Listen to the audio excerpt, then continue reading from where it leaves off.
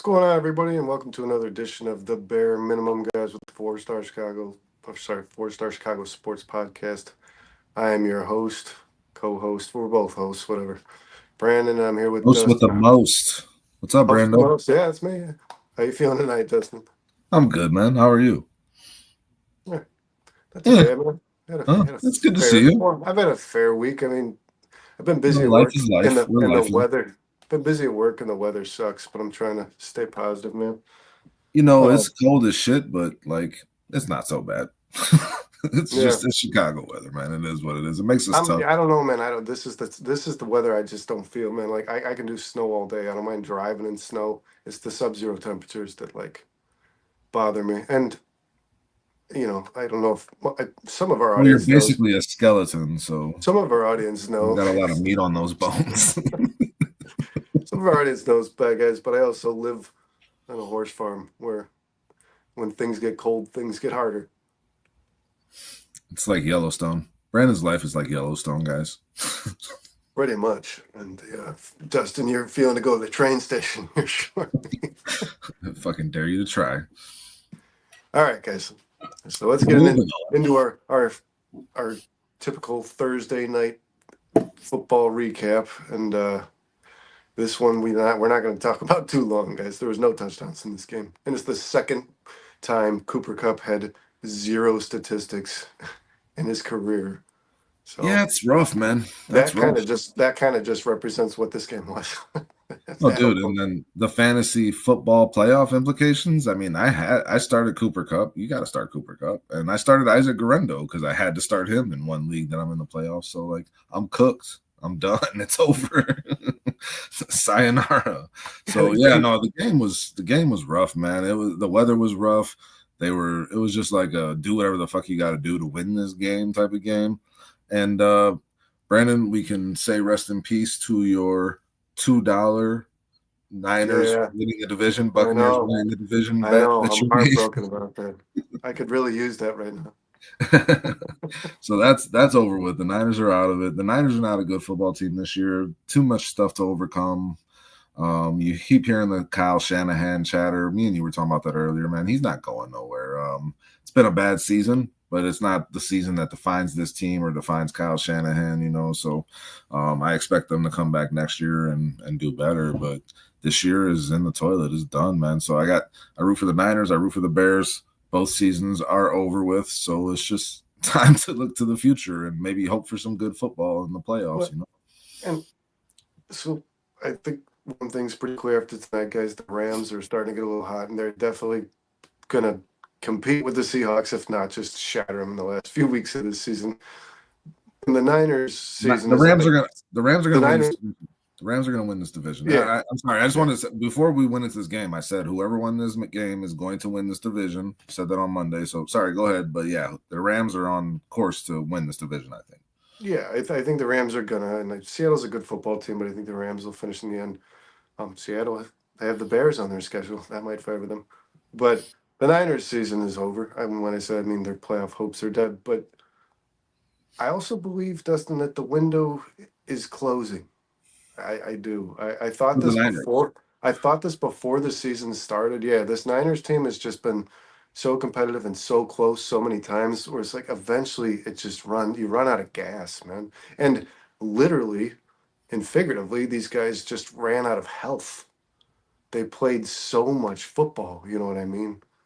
And you felt it going into this season, man, that the window would be, this was maybe that last year they could get it in, and it all went terribly wrong. They're going to have to reload. They got a lot of big contracts on that team. So they're going to run it back with a good amount of the players they have, but can those players stay healthy?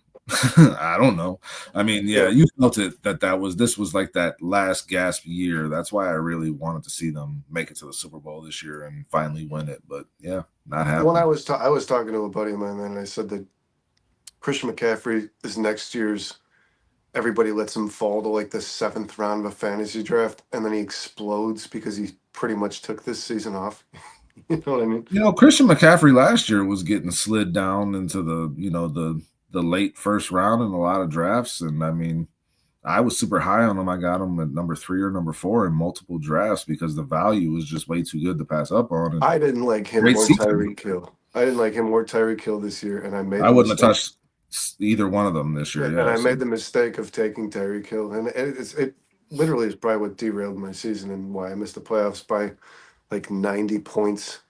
But yeah, that game wasn't very good, guys. Obviously, Dustin said the weather was bad, no touchdowns scored, all field goals, and it never really felt like the Niners were ever. It was like a 3-point game the whole game, and it just felt like the Niners were never going to catch up, man. Which the is so Niners strange. were in the lead, man, for the whole like first half of the game. Yeah, I Like, didn't going into watch. the I third didn't quarter. watch till the third. That's when I started Yeah, watching. going into the But third quarter, the Niners had a 6-3 lead in the third quarter. So I mean, yeah, it was a back and forth shit game. Hayes, dude, dude, my cat is in here. my I cat tried just did something. I tried to get him out of here before, but he like hid, and now he's fucking around and knocking shit over. And of course, listen, I had a thought while I was watching this game when it comes to the Rams. Like, as you watch these Rams ascending, they just put up 44 and beat the Bills last week. They just beat the Niners tonight in a completely different game. So they've shown they can win in multiple ways, right? I was thinking like the Bears beat this team. The Bears beat this team earlier in the season, and that was one of the things I felt the most good about when it came to the Bears wins, because I felt that Rams team was a solid team. And like, a lot of people at first wrote it off as like the Rams weren't a good team. They were dealing with a lot of injuries at that time, but the Bears beat this team that is now trying to make it to the playoffs, and I think will make the playoffs, and is playing really good football. We got Purple Jesus Lefty in here, man. What up? How you doing? What's Thanks going for on, joining man? us. Hit that like button, hit that subscribe, man. We're on here late night every Thursday, so you can always come back and chat with us. Whatever you got to say, anything you want to talk about, put it in the chat, man. We'll comment on it. Yeah, that was probably just the only Quality win, right? impressive win. I mean, Yeah, it yeah. was the win against the Titans was commendable because it was just grit. You know what I mean? They just found a way to They just win. didn't quit. And Yeah. they they embraced the fact that their rookie quarterback was playing like a rookie in week 1 of the season. You know what I mean? And the team just picked him up, man. Oh, Vikings fan. Oh boy. But Vikings fan. Well, huh? dude, we ain't got much for you. The Bears ain't got a chance in this game. It's not like you're gonna get some secret intel. We're gonna tell you the Bears are gonna lose. So yeah, just hang out for the fun.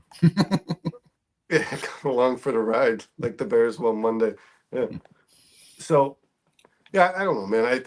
I think the Niners are past just bad health. I think they're kind of like you said, they're in cap hell now, and they're probably gonna hit the reset. And I'm gonna say this, man. I'm not saying that they're looking to pitch them. I'm calling that football team if I'm Ryan Poles about the potential of trading for Kyle Shanahan. That's what I would do. Listen, man, it's not a dumb move by the Bears to inquire. I mean, The dumb move by the Niners. It's yeah, like I said earlier, man. It's just the Niners would not part ways with Kyle Shanahan. It's dumb to think that they would. It's dumb to think that Kyle Shanahan wants to be somewhere else. He's had one season from hell. I mean, he had a rough first season with the Niners, but that was a bad team. He's led them to really good success. One of the more consistent teams in the we got a NFL. new guy in our chat here, man. Well, no, Amphiaris, bear down. What up? He's been in here before, and I've seen him on CSP too. So thank you for joining us, man. Hit that like button, hit that subscribe. Thanks for hanging out. Just gonna be talking about random shit, Bears, Vikings, NFL, whatever you guys want to talk about. Yeah, so let's move on. throw it in the comments. Let's move on from that Thursday football game, man. I had my 15 minutes of fandom the other night, guys, on CSP. I did talk a little bit about the Ryan Poles subject, but it's a subject that probably needs a little more attention than 15 minutes. Is that what we're calling it? The 15 minutes of fandom? That's what I call mine. I don't, and I'll probably never call it that again. To be honest, I just threw it out next show. But yeah, you tried it out. It didn't necessarily work. We're moving on. You're workshopping.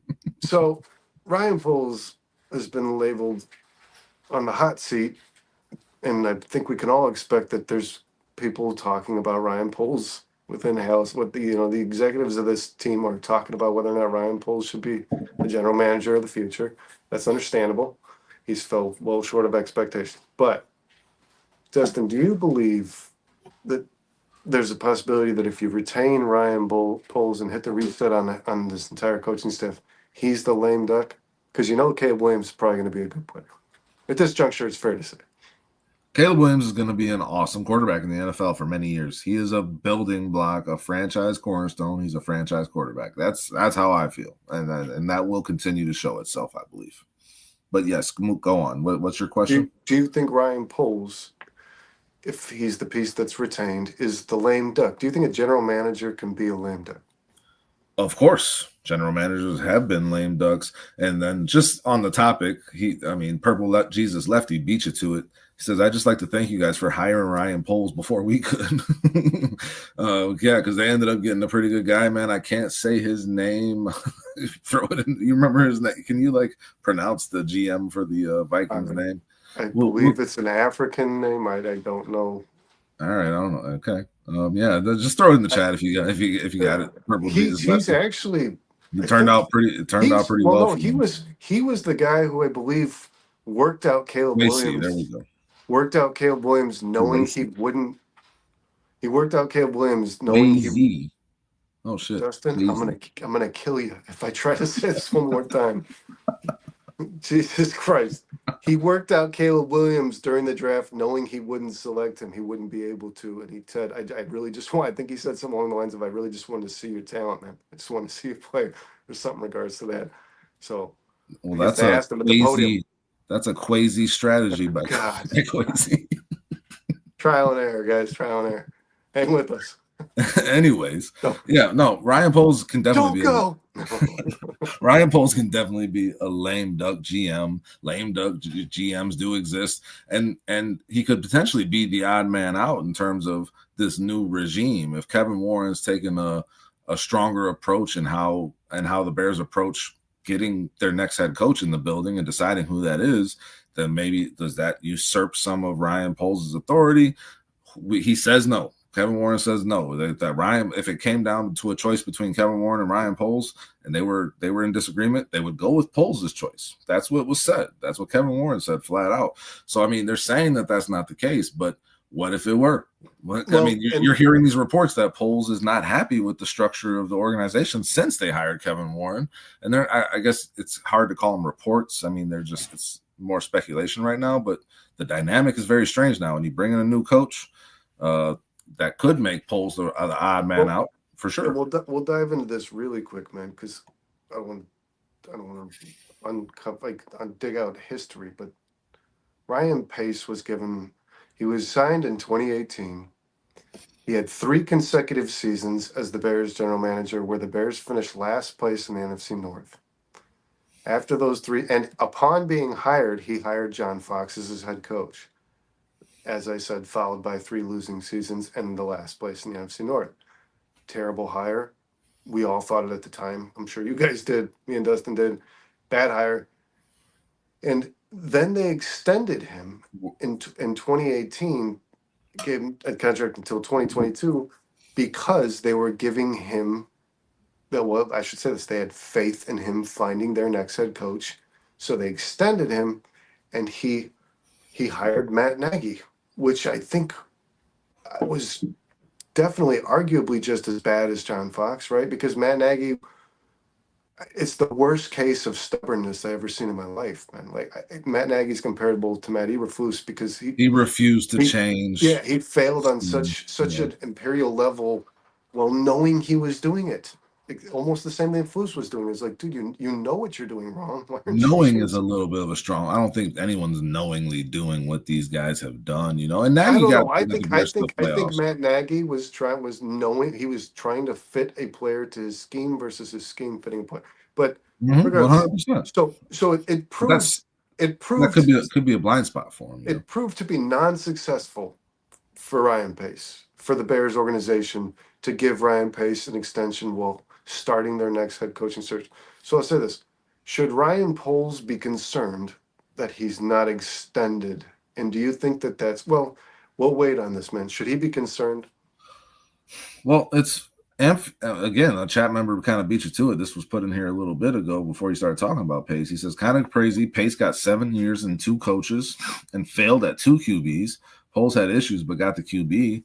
So I mean, like Pace seemed to have gotten, according to It's Amphier, really, really well said. And yeah, yeah. Pace got a lot more leeway, a lot more slack in terms of how people perceived him. Now Ryan Poles has gotten a lot of leeway too as a GM, and I mean he's been like what's supposed to be the savior of this Bears team. He's going to get the opportunity to hire Well, this and next. he's been the most popular guy 2 off seasons in a row in the No NFL. doubt, no In the doubt. NFL. I But mean, once you start chopping off heads, eventually you get to Ryan Poles. that's what I yes. Yes. Yes, yes. The eyes guys are always looking up. The eyes are always looking up. So Kevin Warren will talk about Ryan Poles' future as the general manager of the Chicago Bears because Kevin Warren's next. You know what I mean? That's so Here's my it's concern, though. Here's my concern because Poles came in, got his head coach in Eberflus. They were this pairing that was supposed to turn this team around, and there goes my cat jumping around. They were this pairing that were supposed to turn this team around. Flus is now gone. Poles made the decision to fire him. Good on him. He shouldn't have made the decision to hire him, but that's neither here nor there, especially not to retain him. But he fired him. He moved on. Now you bring in another head coach. Poles chooses another head coach. What happens when that coach is on a 3-year contract or a 5-year contract, and Poles, like you're saying, has got 2 years left? That's what Ben Johnson is talking about when he wants that alignment. You know, those two guys are tied to the hip for this period of time. So like now you're gonna say you end up moving on from Poles, but you still got this head coach. You hire Mike Vrabel or Ben Johnson. Like now you're going to bring in another GM to pair with this head coach, and it continues the cycle of bass awkwardness is the issue. You know what I'm saying? ass backwards. Bass awkwardness. Yes. You get what I'm saying, man? Well, yeah, that's kind of what the lame duck is in so many words, right? But I don't know, man. Speaks to more of the if Ryan organizational Poles, dysfunction. I think if Ryan Poles can just fire or hire the right head coach, none of this will be an issue. There's no way he's a lame duck. Yeah, there's no way he's a lame duck because he's, like I said, guys, he's probably somewhere around average when it comes to hits and misses in draft, right? You can't hit them all, man. He's probably like a 43%. I think the league averages, I think I said to you guys, it's around 45, I believe, the hits. I think it's a 55% failure. 45 even seems high, to be honest. I mean, like, it's not an easy business. And then he did a good job with the cap. So it's not like Ryan Poles is failing on all and acquiring draft capital and getting like Amphiarus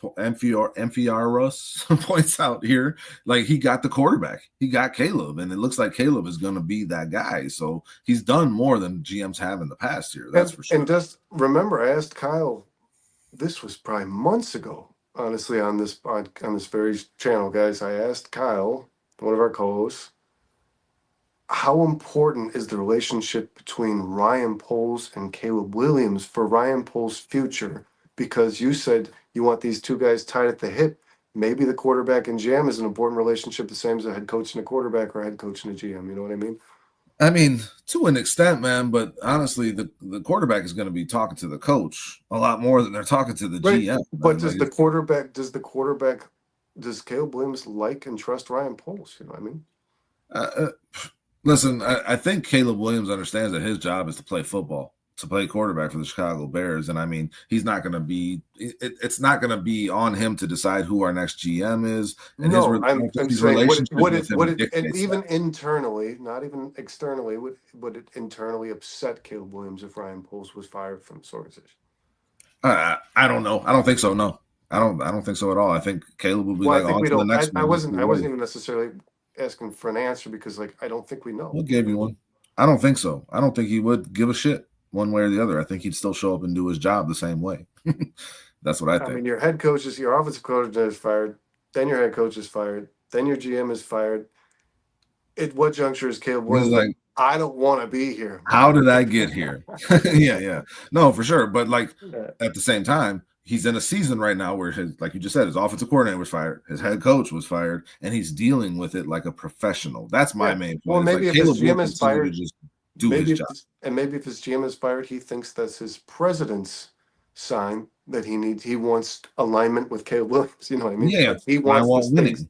Yeah, Caleb wants to win. Caleb wants to win over anything, right? So I mean, like whatever's moving this team and him towards that, he's gonna be happy with. He's not gonna make a fuss about it. You know what I'm saying? Like if it's in the vein of trying to get this organization better, he's gonna be on board with it.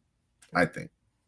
Yeah, and like I said, guys, I wanted to beat that subject up a little longer than I think I talked about it for about 9 minutes on CSP. I wanted to talk about it a little more. I do have some headlines and deadlines, Dustin. What about lifelines? You got any lifelines? I don't know. I feel like I feel like Just lifelines going to just headlines, deadlines. That's it. lifelines just made it a headline. I got a few, and this kind of segues. The Ryan Poles thing, guys, segues directly into this segment. So here we go, guys. The segment headlines or deadlines. Dustin, the Bears have not extended Ryan Poles after stating he will lead the next head coaching search. After Ryan Pace was extended in order to lead his head coaching search, this says the Bears are not committed to Poles as the future GM. I mean, it's a headline for sure. It's a headline in Chicago right now. Like people are talking about it. And we got Amphiar says right here, I've lived through a lot of Bears GMs missing on most first and second round picks. At least Poles has done a good enough job on those. Might not be the best GM, but he's done better than previous at drafting. And that's kind of what I was saying earlier. It's better. The results we've gotten with Poles have been better than what we got with past GMs. Go back to Angelo. And the average fan, and I'm not insulting anyone's intelligence, there's just people who don't live and breathe this stuff like we do, guys.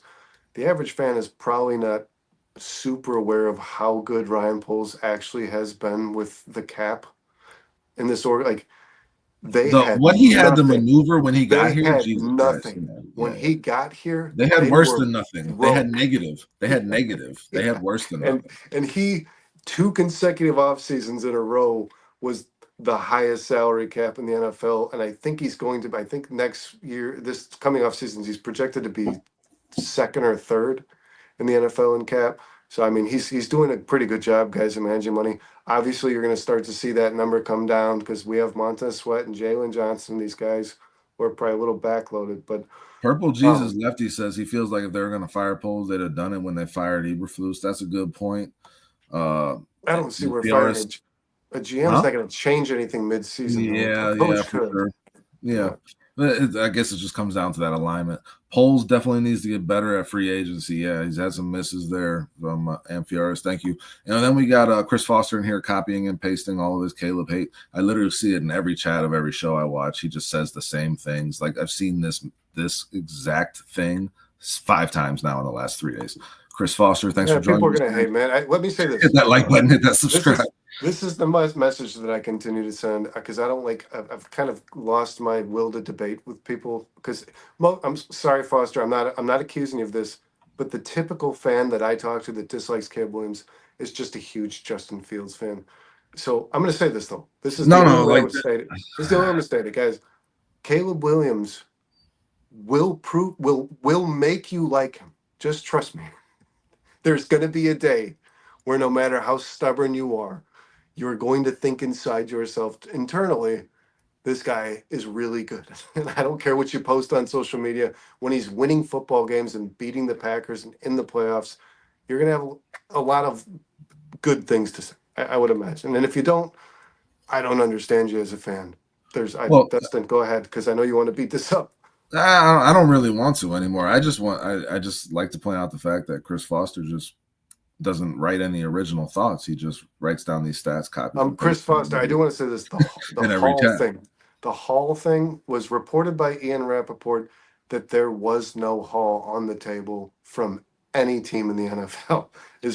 Because Ryan Poles had just gotten probably the biggest haul in NFL history from the Carolina Panthers, and he said that wouldn't even come close to what I expect for this pick. He said the word historic. It would be historic. That's what he said. When you're getting the haul, the whole point is to end up being able to get the franchise quarterback. Yeah. You're drafting for future draft picks so that you can get the franchise quarterback. That's just what you're doing. So if you have the chance to draft the franchise quarterback, you can't look that gift horse in the mouth 2 years in a row. You just can't. You can't. And it comes down to if you believe Caleb is that guy or not. I believe he is. Brandon believes he is. Chris Foster. The Commanders weren't going to throw.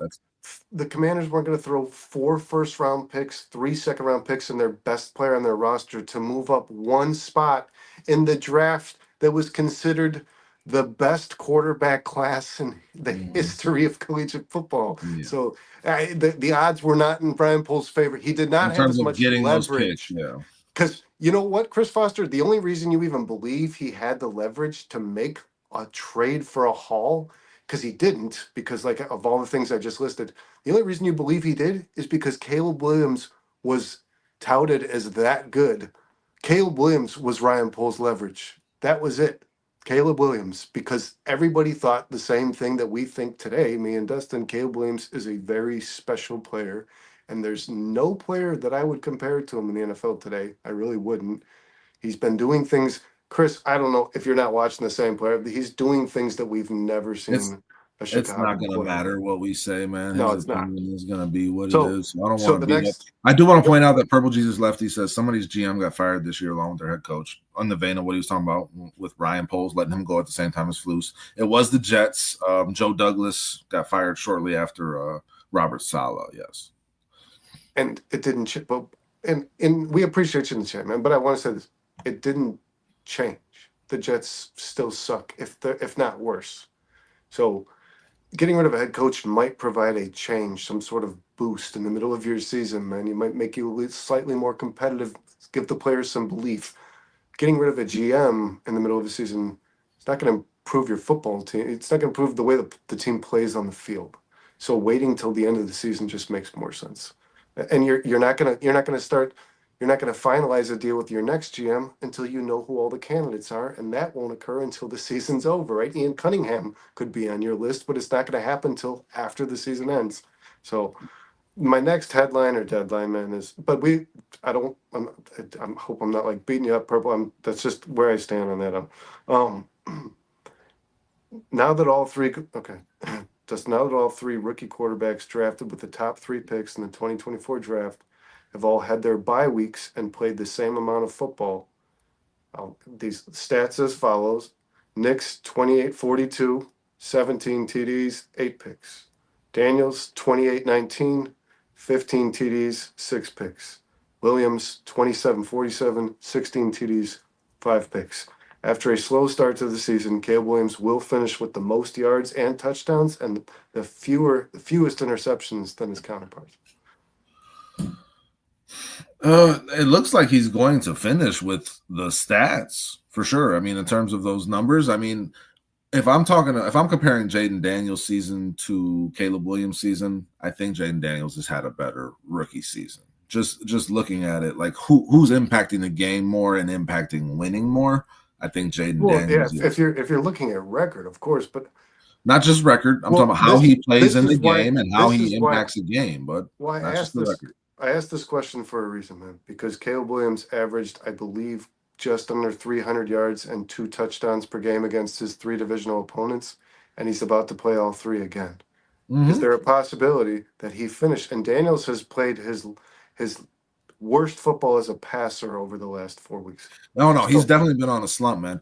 Listen, Caleb was the number 1 overall pick, and he still is. If I was redrafting right now, I would take Caleb Williams over Jaden Daniels. I think in terms of this season, it's been a little better Jaden Daniels, which is kind of what people expected based on them both coming out of college. It seemed like Jaden Daniels was the more pro-ready guy. Well, he was like 25. Yeah, 5 years playing college pro, and you know, it seemed like he was an easier translation to the NFL from college. So that this makes sense to me. Caleb, what he is showing us is that he was worth the number 1 overall pick. Amphiaris thinks he'll be the best Bears QB in his life. So I mean, like, that's the kind of player that Caleb Williams is. I think he can Bears fans he already is. Yep. So, but and statistically, he's having a good season. You know, it's a solid season for a rookie quarterback, and the interceptions is the most impressive. I really expected Caleb to throw a lot more interceptions because I expected him to throw a lot more. You know, I expected. Yeah, we talked about this on Household Hangover, and I man, that show, and he's still throwing a lot. I have a strong feeling that he's going to just eliminate the turnovers. Remember when I said it to you guys? Like, because he was on pace. He was on pace for 16 interceptions at the time, which is still for a rookie, man. When I think Peyton Manning threw like 28 his rookie season. So like if Caleb threw 16, it's very impressive. Yeah, if Caleb threw 16, it would still be acceptable. I mean, Jaden Daniels, what'd you say? You said 5 or 6 interceptions for Jaden Daniels. Jaden Daniels has 6 and Nick has 8. They've all done a really good job of taking care of the football, man. I think all 3 of them might have a game in which they had 3 interceptions. Hey, we didn't shout out Dr. Chow. Dr. Chow, the Mega G. I've never seen him in here before, man. Thank you Mega for joining G. us. I'm not calling you Mega Doctor. I'm G, calling you Mega G. For sure. the Mega G. He says What's Caleb going could be on, good bro? for sure, but I wouldn't say he's generational or even the best in this rookie class. But time will tell. Too early to say right now, man. Thank you for Yeah, chiming in, time man. will Keep the tell. That's comments coming. correct. I mean, Yeah, there's no no guys. doubt. We can't project this today, and you're right, man. But hit that Time will like tell. button, hit that I subscribe feel button, very everybody. positive about it, but you are correct. Time will tell. And I think Jane Daniels' health concerns me, but he's been a phenomenal player, guys. Um, just my last so I get the headline or deadline though was Caleb Williams will finish with more yards and touchdowns and fewer interceptions than his counterparts. I mean, yeah, I think so. I said yeah. Oh, I I said answered you. top three picks. They're not the top. Knicks was not a top three Knicks pick. was no. Yeah. Um, Knicks was drafted 12th. so No, my last one, man, I just wanted 15th. this. I'm doing this for fun because I keep seeing this post, and I know people are 15th. just being, I think, silly but more hopeful. And I don't agree with it. But the Bears will consider drafting Ashton Genty if they place inside the top 10 in the 2025 I've draft. seen people in the chats on our show suggesting it, man. He's a very special player. He's Oh yeah, fun to watch, so it's very Caleb and intriguing to think Ashton would about him in a be, Bears yeah, uniform. that would be Caleb and Ashton and DJ Moore and Roma Dunze would be. But But DeAndre Swift is a good player, though, guys. We can't talk this. that We being don't. said, yes, that's Yeah, what I was going to say. That being said, DeAndre Swift is here, just signed a big contract, and I think he's a much better player than and he's he's exciting. given. He's He's an shown that he's a explosive, great player that exciting can player. break big plays. He's shown that. So I mean, like, I wouldn't spend a first round pick on Gianti. No way. Not if I was the Bears. I don't think it makes much sense to me. It's the same as the. I'm not saying like Brock Bowers was a good player, but I knew that, but I did not want the Bears to draft him because it didn't make sense to me in terms of the value for what they actually need on their team, you know? So I feel the same way about Gianti. He's a good player. I'll have a lot of fun watching him play somewhere else. But I mean, if they took him, I wouldn't be upset, man. I really wouldn't. Like, you know, the Lions, you know, had DeAndre Swift on their roster and drafted Jahmyr Gibbs, right? So I mean, like these guys, these teams that have stacked up on running backs, it's working out for them. You know, it's working out for them. But those teams have an offensive line, so I think we need to get the Well, offensive there's line first. that's why I asked if the Bears pick within the top 10. And I don't know where Gianti will fall because he's a running back. It's a very devalued Yes, Chris position. Foster, right? He has been like godly though. So this guy could go top 10 for sure. He probably will. But that's why I asked if the Bears draft top 10 because I don't know. I don't know that outside of the top 10 you're taking a talent versus something that you really need. You know what I mean? I When you're in mean, the top 10 guys, if there's something on the board that you just cannot, I mean, you know what I mean, Dustin? Like if there's a position that you already have, but you could greatly improve by this player that's just immaculate at their take the best position. player available Yeah, for sure. you Yeah, take that guy. that's You how you take build that a guy. good team. Once Yeah, they're falling in the ladder of the ladder picks of the first round, you're picking for you your can take needs. some chances for need. Hey, Yeah. Purple Jesus Lefty says something here that I really want to touch on. So I'm going to say deadline on your Gianti question there, but I think this is interesting. He says McCarthy, and he's a Vikings fan, remember? So he says McCarthy isn't going to play next year. Vikings are going to bring back Sam Darnold. And like my question to Purple Jesus Lefty as a Vikings fan is, do you want McCarthy or do you want to see more of Sam Darnold? You drafted this guy, right, for a My reason. question is, are the Vikings going to possibly extend Darnold and trade JJ McCarthy for a high pick? Do you do that without even seeing him on the field for a football game? Like I If don't Kevin, know, man. listen, man, Brock Purdy became the quarterback of the 49ers, and Trey Lance, who was drafted with the second pick in the draft, was traded immediately, and they didn't even bat an eye. So I believe this: if Kevin O'Connell thinks Sam Darnold is what we're watching, and not comes back next year and hits the Sam Darnold slump we're all aware of, if he believes this guy's the guy, and he just needed, if O'Connell thinks They're that not Darnold trading just, McCarthy, bro. I'll guarantee that. if O'Connell thinks that Darnold just needed me to be the third overall pick in the draft, then he's gonna. What's the point in keeping McCarthy? Because like what if something happens, Sam Darnold gets injured, something like that? You just drafted this guy, you have no rush, there's no rush, nobody's even seen him play. No, but if So if there's you no rush lock to up trade Sam him. Darnold for 4 years and you think you can get a first round pick from JJ McCarthy, that's not gonna at least cross your mind. I mean, I guess, but also I don't think here, McCarthy's very good. So maybe I'm just biased because I don't think he's very good I don't either. think McCarthy. I'm sorry, purple, whatever, like purple Purple Jesus lefty. Jesus lefty. I don't. That's why I want to hear his answer. I don't think McCarthy's a very good player. Well, He wasn't a very good I'm interested player. to hear what a Vikings fan thinks of McCarthy, and I'm interested to hear if you think Sam Darnold is the guy that should lead this team, going into the future, because that would be a hell of a predicament to be in for a fan base. I would imagine, these quarterbacks, it can get tricky. I think But if Sam Darnold like led this team to a Super Bowl, there's no effing way McCarthy touches this field for like But the there's next no rush 5 to trade years. him. There's still no rush to trade him. If and you asked me the question, you didn't let me answer it. Wouldn't it cross your mind to take a first round pick for McCarthy? Oh, yes, it would. But it would also cross my mind that if I traded this first round pick for McCarthy and Darnold doesn't work out and McCarthy goes somewhere and fucking snaps, because that's why I drafted him, because I think he's that good of a player, I'm going to think about that too. I'm going to think about what if he goes somewhere else and really performs, and then I'm the guy that traded him Yeah, away that's a lot. without That's even a lot seeing of what he you're has. you're you're you're what if in a lot though, man. Like I don't. Well, so are you. You what It's you're all doing. what What you ifs. do you What are you believe talking that? about? Do you believe that Sam Darnold's your guy? And if he is, you should entertain a first round pick. Absolutely, I would. Yeah, for But sure. again, But guys, again, you should but also again, think about this could come if he from turns into what you my this expected could him to come be. from my bias because in evaluating JJ McCarthy, I just don't think he played. He had a really good preseason. He did. With the one game he played, he looked pretty good. But I don't based off the body of work. I don't trust JJ McCarthy to be like Kevin O'Connell passer. Does that make sense?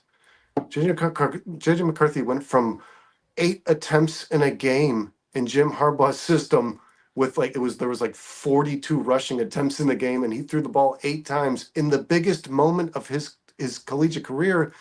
And now this guy's supposed to play for Kevin O'Connell, where you drop back 42 times. Like Brandon, I don't know. I wouldn't have drafted JJ McCarthy Yeah. in the first And round. it I would doesn't not. make sense for that I, scheme. They should have drafted Michael Penix or something. I guess he was already gone. They should have drafted Bo Mhm. Nix because that scheme is a pass heavy scheme. Brandon, the point I'm trying to make is I would not have drafted McCarthy at 12, but That's the why I'm Viking, saying maybe but my the bias is reflective because I don't think he's that guy.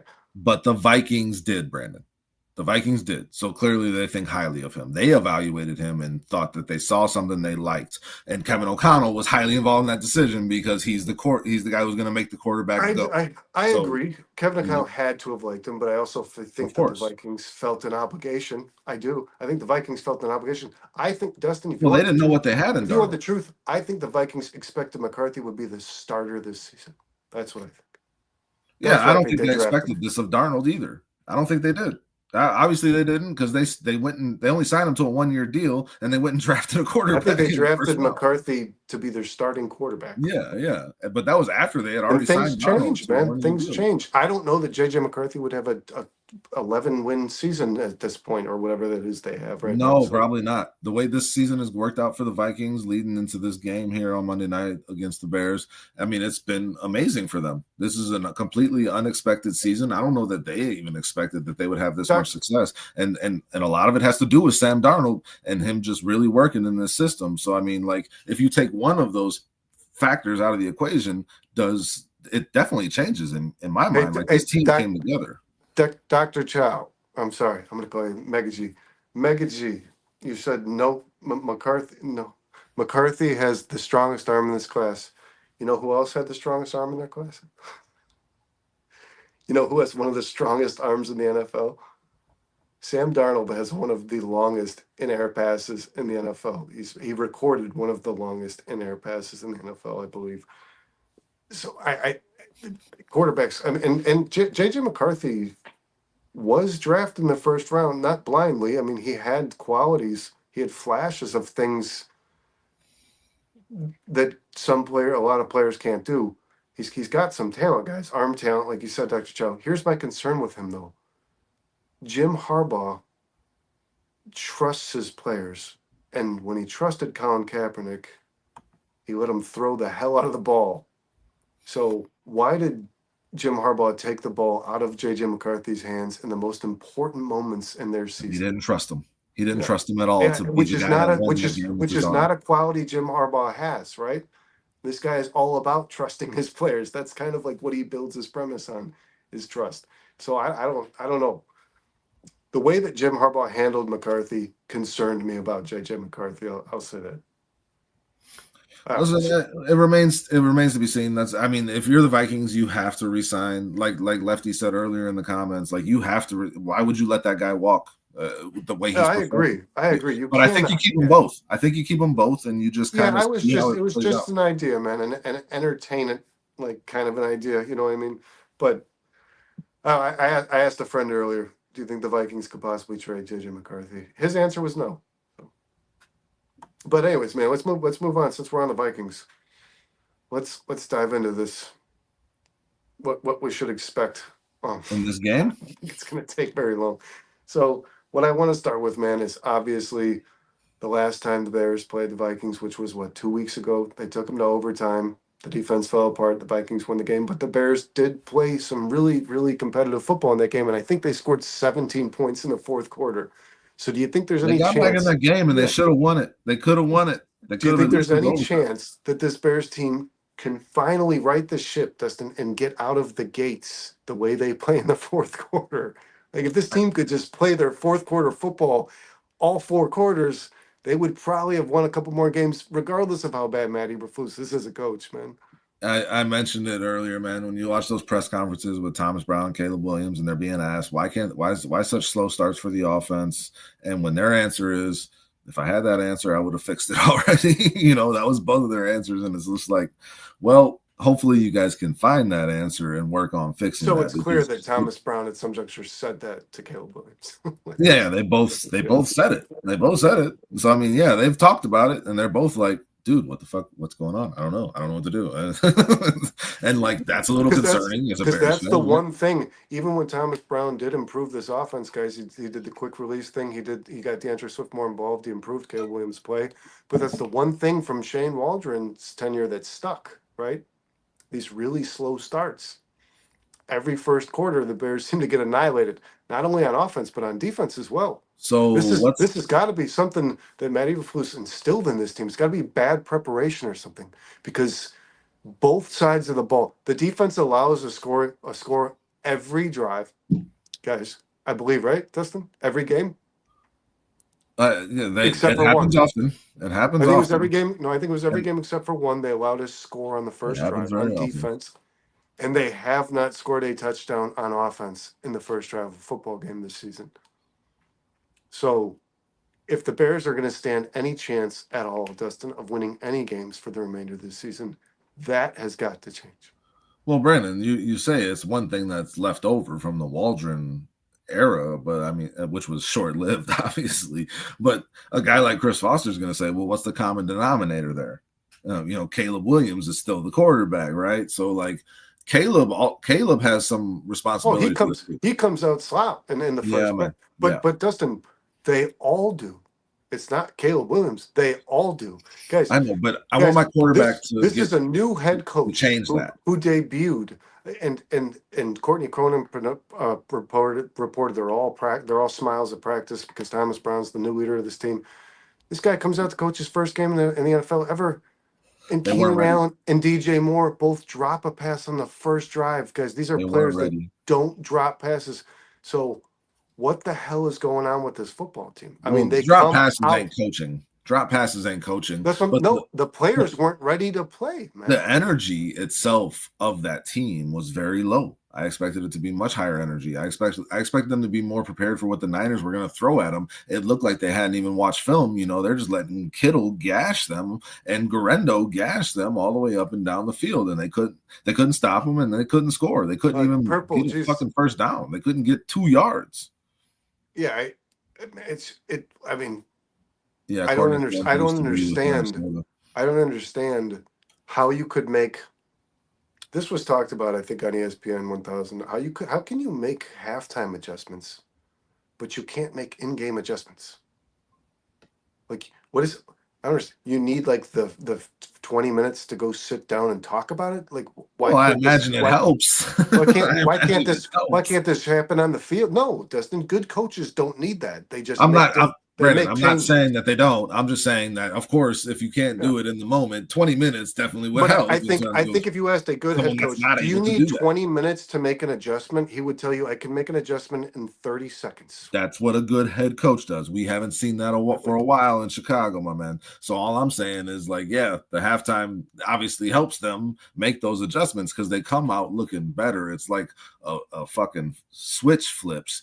But I want my quarterback, Brandon, to change these slow starts. I want my quarterback to give the team that energy, to move that ball forward and Yeah, to but to Dustin, play through those things. it's a quarterback. You can't rely on your rookie quarterback to change that because the rookie quarterback came out and threw two beautiful passes against the 49ers that were dropped. So it's No, not the the drop you quarterback want your can't receivers the to do their quarterback job too, cannot of change it course. on his own. Everybody else Of has to course come not. to play. Nobody can. Yeah. There's And 11 they're not players on the coming to field. play. Nobody looks good in the first quarter. Justin, these linebackers look like they've never played a game of football.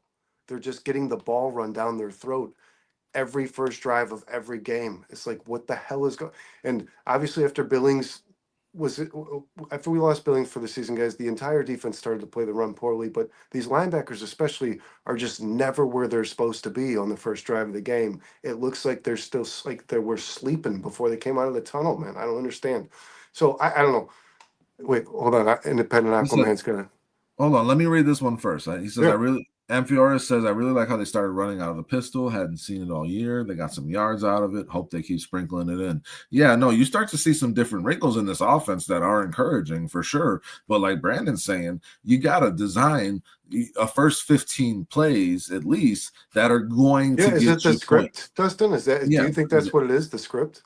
Do you And I think mean, Thomas Brown was like, I'm not going to do a script because Waldron didn't? no, I don't know about that. I have no idea, and I don't want to speculate on that. All I know is that whatever plan they do have gets quickly combated by the defense. The defense seems to know exactly what they're going to do, and they are able to stop it. And also, negative plays like the false starts and the fucking holdings and like those things, like The they really impact sacks. this the Yeah. sacks. They impact this offense in a very negative way. And Oh, here's your hold on. Chris Foster. Chris Foster said something I did want to shout out. I mean, 49ers game, new head coach. I give him a break. I'm with you there. And Dustin said this on the Bearman or on the Household Hangover. You can't Guys, judge them on just one game. we're not Against saying Kyle Thomas Brown. Shanahan. Yeah, we're not sitting here saying Thomas Brown is a bad head coach. We don't know that. I don't even know if Thomas Brown knows that. Did you hear what Thomas Brown said in his press conference? I Yes, watched it. What are you referring to? yesterday. He's I think it was Leah. What's Leah? Whatever her name is. Leia Rahimi. Asked him a question, and he was like, "Well, first off, I inherited this offense. This isn't, this is not the offense I'm run. This is the offense I inherited." And I was like, Let me be very I'm, clear about this. I had nothing to do with this shit. I'm just trying to clean it yeah. up. That's literally what he said. Because she was, I think she said something about how do you. It was about the slow starts, and I think he said like we're trying to figure out new ways to, to improve in every way possible. The coach stuff. Every day, every play, we're trying to improve. But he said like, and you got to remember, I inherited this. That's what he said, and I was pretty proud of Thomas Brown for saying that because there's probably a lot of people who think there's probably fans who believe that Thomas Brown's got his playbook and he's, what I mean? He's just picking up where somebody else left off and doing it better. That's all it is. Yeah, yeah, and hopefully they're also installing some new plays. Hopefully they're not just working with that playbook and not adding. And like it was mentioned earlier by Amphiorus, like you see other things starting to get sprinkled in that you had not seen throughout the season. So, I mean, that is encouraging to me, and I'm not judging Thomas Brown on that one game at all. I'm just not, and I'm curious to see what he has this coming Monday. I think he knows what the issues are. Hopefully he has answers and we see them on the field. I mean, the talking, it's like I have more fun watching Bears press conferences than I do the football games. Don't say this, man. I still talking, I'm actually, over it. I still Action. really like the way he handled himself in that press conference. But you're correct; it doesn't mean anything, guys. Yeah, it We don't mean talk about shit if how you ain't doing bad it on the Flus field. was. We can talk about how Don't mean bad anything. Flus was, how good Brown is. I want to see results, man. Yeah, And you're man, right. You're right, Dustin. Answers. Thomas Brown can't come up. Listen, it's comedic, but Thomas Brown can't come up to a. Caleb Williams can all day. Thomas Brown can't come up to a podium and say, "If I had the answer, we'd have fixed it. Like dude. Well, he's playing with house money. He can. He kind of can. Just like he Yeah, answered that and he's question trying to from be Leo he's trying to be Rahimi. transparent, but it's like I think you're the guy who's supposed to provide the answer. Aquaman says the reason why some coaches can't make in-game adjustments is because but can make halftime adjustments is because they haven't mastered disciplining their feelings. Halftime removes a lot of distractions. It's a good point. That's a good point. Yeah, I think Flus was very overwhelmed when he was on the field. Do you, Justin, agree with that? Like he looked like a deer in headlights, man. When they showed, he was always out. It almost looked like he was always looking around for approval from his like the people who work under him. It's like, what the hell is going on? Yeah, I wanted them to lean on him, but not like too much. Not like, hey, where are you? Stand next to me. Yeah. And then he was always doing he always looked like an old man trying to read without his glasses. I'm sorry, like he was squinting at something. Like, can you see the field? Like, what's going on? What? He looked overwhelmed. He looked overwhelmed. I like to pick on Matt Eberflus. Amphiorus seemed like they thought San Francisco was going to play man and it messed up the script when they came out in so much zone. I mean, yeah, for sure. And then now you got the Vikings this week who will disguise a lot of coverages, disguise a lot of blitzes, disguise blitzes as coverages and vice versa. So, I mean, like, it's going to be a lot of that again this week, and the Bears need to come prepared for that because they had a very slow start against Minnesota in that game that Thomas Brown was the OC, so like you got film playing this defense. Now we're playing the team for the second time this year for the first time. So like that makes it extra discouraging if they come out with another slow start, Brandon. Do you know what I'm saying? Like you've already played against this defense and you have tape on it that you can refer to. Yeah, so you should be able to find some answers. Thomas Brown was asked a lot of questions about the fact that they had success late in that game. Yeah. What are you carrying over from that into this? Can that translate into the way you start your foot? Because Thomas Brown actually responded with, it was something along, I'm paraphrasing, guys, we figured some things out. He said something like along those lines. We figured something out against this Vikings team that we could exploit. Well, then you better fucking know what it is when you start next week on Monday night, right? Like, because the Viking, Kevin O'Connell and Brian Flores ain't changing. They're not changing. No, they found a recipe that kind of works, so they're going to stick with that. And they're very stern coaches. Like Brian Flores is, people give him crap all the time for his 45% blitz rate, but that's who he is, and that's what he's. It's like Dan Campbell, man, and the going for it on fourth down. Going down with the ship. These coaches that succeed because they stick to their ways, and they don't. So if Thomas Brown thinks that he exploited something and found a hole somewhere, they're going to come out the same way.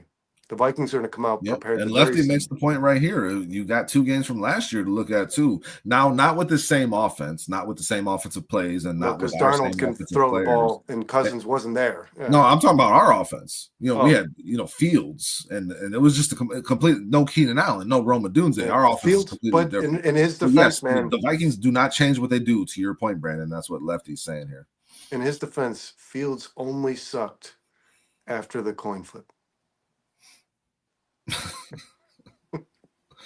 and then he turned it on a little bit and he made some adjustments, but like you're saying and like I'm saying, man, they should come more prepared for this game, and a lack of preparation and a lack of being able to find answers on offense to start this game this coming Monday is going to be very concerning to me because like I said, this should be a familiar opponent to you. You just played them a few weeks ago. You got tape on it. Well, let's get it, man. Get out to a better start. And Thomas Brown wasn't going to change that, guys, the slow starts as an offensive coordinator. But if Thomas Brown doesn't change the slow start thing as a head coach, you're probably getting your answer, right? Yeah. Like, if that's something that continues throughout the entirety of the season, Thomas Brown probably isn't the best head. That's something that needs to be fixed immediately if you're taking over this team. That would be my number one priority, Dustin. Because under Thomas Brown as an offensive coordinator, while Flus was still the coach, this team was playing really good football in the fourth quarter. Thomas Brown his first approach at this job should have been, how are we doing in the fourth quarter? Do I make my team look like that team all the time? That's what are we doing that is successful in the fourth? Yeah. But it also but it's not that simple, Brandon, because the defense that you're playing in the fourth when they're winning a game is different than the defense that you're playing in the first when the game has just started. If the defense knows they got 14 points on you, they're gonna play a different style. But Dustin, you can say that, but there are teams in the NFL. It's there are true. teams in the NFL that start really hot and have poor endings to their games week in and week out. I mean, there's teams that trend in being successful in one quarter or Well, another. I'm talking So about the but the specifically in that Bears game, Brandon. I'm but talking the Bears can't specifically in keep that game. playing catch up. You got to stop. When you are playing catch up, the defense does change how they call their plays in that specific game. You know what I'm saying? So like it's So hard is to that it? gauge. The Bears are only ever going to be able to move the ball once the team starts playing I'm prevent. throwing that out there. I So hope that's not the Caleb case, only but throws against prevent.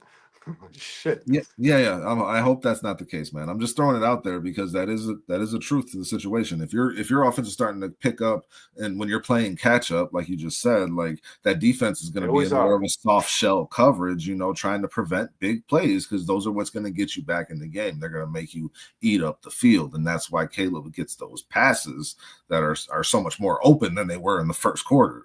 But what you're saying makes sense. Like, what are we doing what are we doing that's working in the fourth quarter that we can try to transfer to the first quarter because that's where we need it. We can't be Well, and putting ourselves in a hole right away. if you're taking over as head coach of this football team, aren't you watching hours and hours of fourth quarter film? And or actually, you know what? Hours and hours of first quarter film and see what the hell is different. Like, what is going on, man? I mean, you can't come out in a game and be outgained by an opponent 300 plus yards to 4. Like, I don't care how good you play in the second half, you're already sunk. Yeah, no, It's that game it's was too late. done before it started, And So I and mean, Kyle was correct in saying, guys, a lot of these games, if Matty Eberflus wasn't the defensive coordinator, probably would have been sunk in the first half. So what sucks is guys, I think every one of us wanted Matty Eberflus to be a good head coach because he's a hell of a defensive coordinator. He really it's is. it's a thing that kind of gets lost in all this because Caleb is the focus and rightfully so, and Thomas Brown is the focus, but Eric Washington took over this defense and it looked worse than it's looked the entire season Ever. by a lot. In 3 years, Dustin. It's the worst it's By looked in a 3 lot. years. Oh, well, they had some bad games. They weren't so great that first season when he didn't have a lot of players either. But and I don't know all the stats off the top of my head, so I won't say that for sure. But like in this season, by a lot. So you're wondering, what is Eric Washington going to do differently this week than he did last week to get that defense ready to play, man, and actually try to make an attempt to stop the run because we're about to go up against, I said it before we played the Vikings last time, man, Aaron Jones is a bear killer. And what did he do against the Bears wearing a purple helmet now? He killed them. He fucking killed them in that game. So like Eric Washington is going to have to figure. I'm going to say Chris Foster because I saw his name. Eric Washington is going to have to figure some shit out, man, because your defense slipped hugely because of Matt Eberflus no longer being here, and that's just a fact. It just is. And guys, when you're a coach who's taking over a bad unit, it's really easy to look good. If you're a coach who's taken over a good unit, it's really easy to be exploited. And Matty Eberflus coached a really good defense, and Eric Washington cannot make any excuse in regards to results, right? He can't say, well, I don't have this is the same defense. I'm taking over Matt Eberflus's defense. Yeah, that was like the best in the red zone and not allowing touchdowns. He took the playbook and he took the same same exact players. Yeah. So this is something. If Eric Washington wants to ever be a defensive coordinator in the NFL after this season, get your shit together. Dude. That defense, more importantly than Thomas Brown, that defense needs to look good because it always did. And they were guys always kind of soft throughout the middle of the field, but when they got in the red zone, Flus took care of business in the red zone for sure. Yeah, man, they were number one. I think what they it was, number man, one in the NFL at not allowing touchdowns in the red zone. I think against this defense, once Eberflus was coaching really well and very small, over a very small, like I don't know, 20 yards or less. He just seemed to have the play all the time. You know what I mean? When a team had right, that's what I'm saying. When a team had an open field, though, he couldn't defend it for the life of him. Well, it's that cover too, man. There's always good quarterbacks find holes in that. Once he was in a short area on the field, it was really hard to move the ball against. Usually, actually, most teams lost yards against the Bears defense when Matty Eberflus was calling plays in the red zone. Thanks for letting us know our Yeah, defense is worse now, Aquaman. We appreciate that. let's hit up whatever we got in this chat right now, man. I mean, I've been going through it all, my man. I mean, Amphiaris says Washington D had no wrinkles. You could tell every time they were going into a cover 3, which was most of the game. And his point in that is that Caleb, there wasn't anything to really adjust to. There wasn't a difference in the defense that was being played throughout the game from the first half to the second half. It was what they played most of the game. And I would hope that Caleb could figure that out a little quicker than he did. I think that's kind of the point he was making there. Chris Foster says we could not even beat a college roster. 49ers all beat up on the road. Zero chance we beat Mini on the road. Bet my house on it. Okay, yeah, I don't think I'm going to pick the Bears. I think the Bears would beat a college roster. But I want to ask you a question, Dustin, because I saw something for the first time. And it always piques my interest if this is something that'll start to trend or something that just drops off the face of the earth. For the first time from a fan in one of the forums that I partake in on Facebook, guys, the groups, a guy. Real quick, this is a great comment. I just want to read it real quick. No, for sure. Aquaman says, what your QB and OC need to do is keep the ball longer so your D has the energy to focus on making turnovers instead of trying to last the game without dying of exhaustion. Yeah, that bend but don't break mentality, and then you gotta draw it all out of you and stop them in the red zone. Takes a lot of energy. And Chris Foster says that Aquaman's got the stuff, man. Yeah, no, and Chris Foster was echoing that sentiment earlier, saying like, if the defense is always on the field, it's gonna get worse. That's for sure. Go ahead with your question. Sorry. For the first time, I saw a fan opposed to even the guys who like the Ben Johnsons, the young guys, the offensive guys, the rookie head coaches. Most people have said Mike Vrabel would be a good coach as well. You know what I mean? It seems like if you like one kind of, what word am I looking for? This like one mold.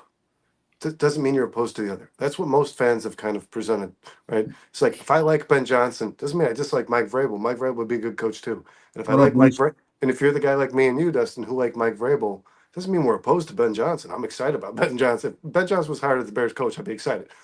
But I saw a person today say Mike Vrabel would be a terrible. It's the Bears being Bearsy because Mike Vrabel runs a 3-4. Does that concern you at all? I fucking love the 3-4, dude. I love. What do you think? Do you think what he was kind of stating is this? I hate that he refuses. It would be a long duration of time to turn this over.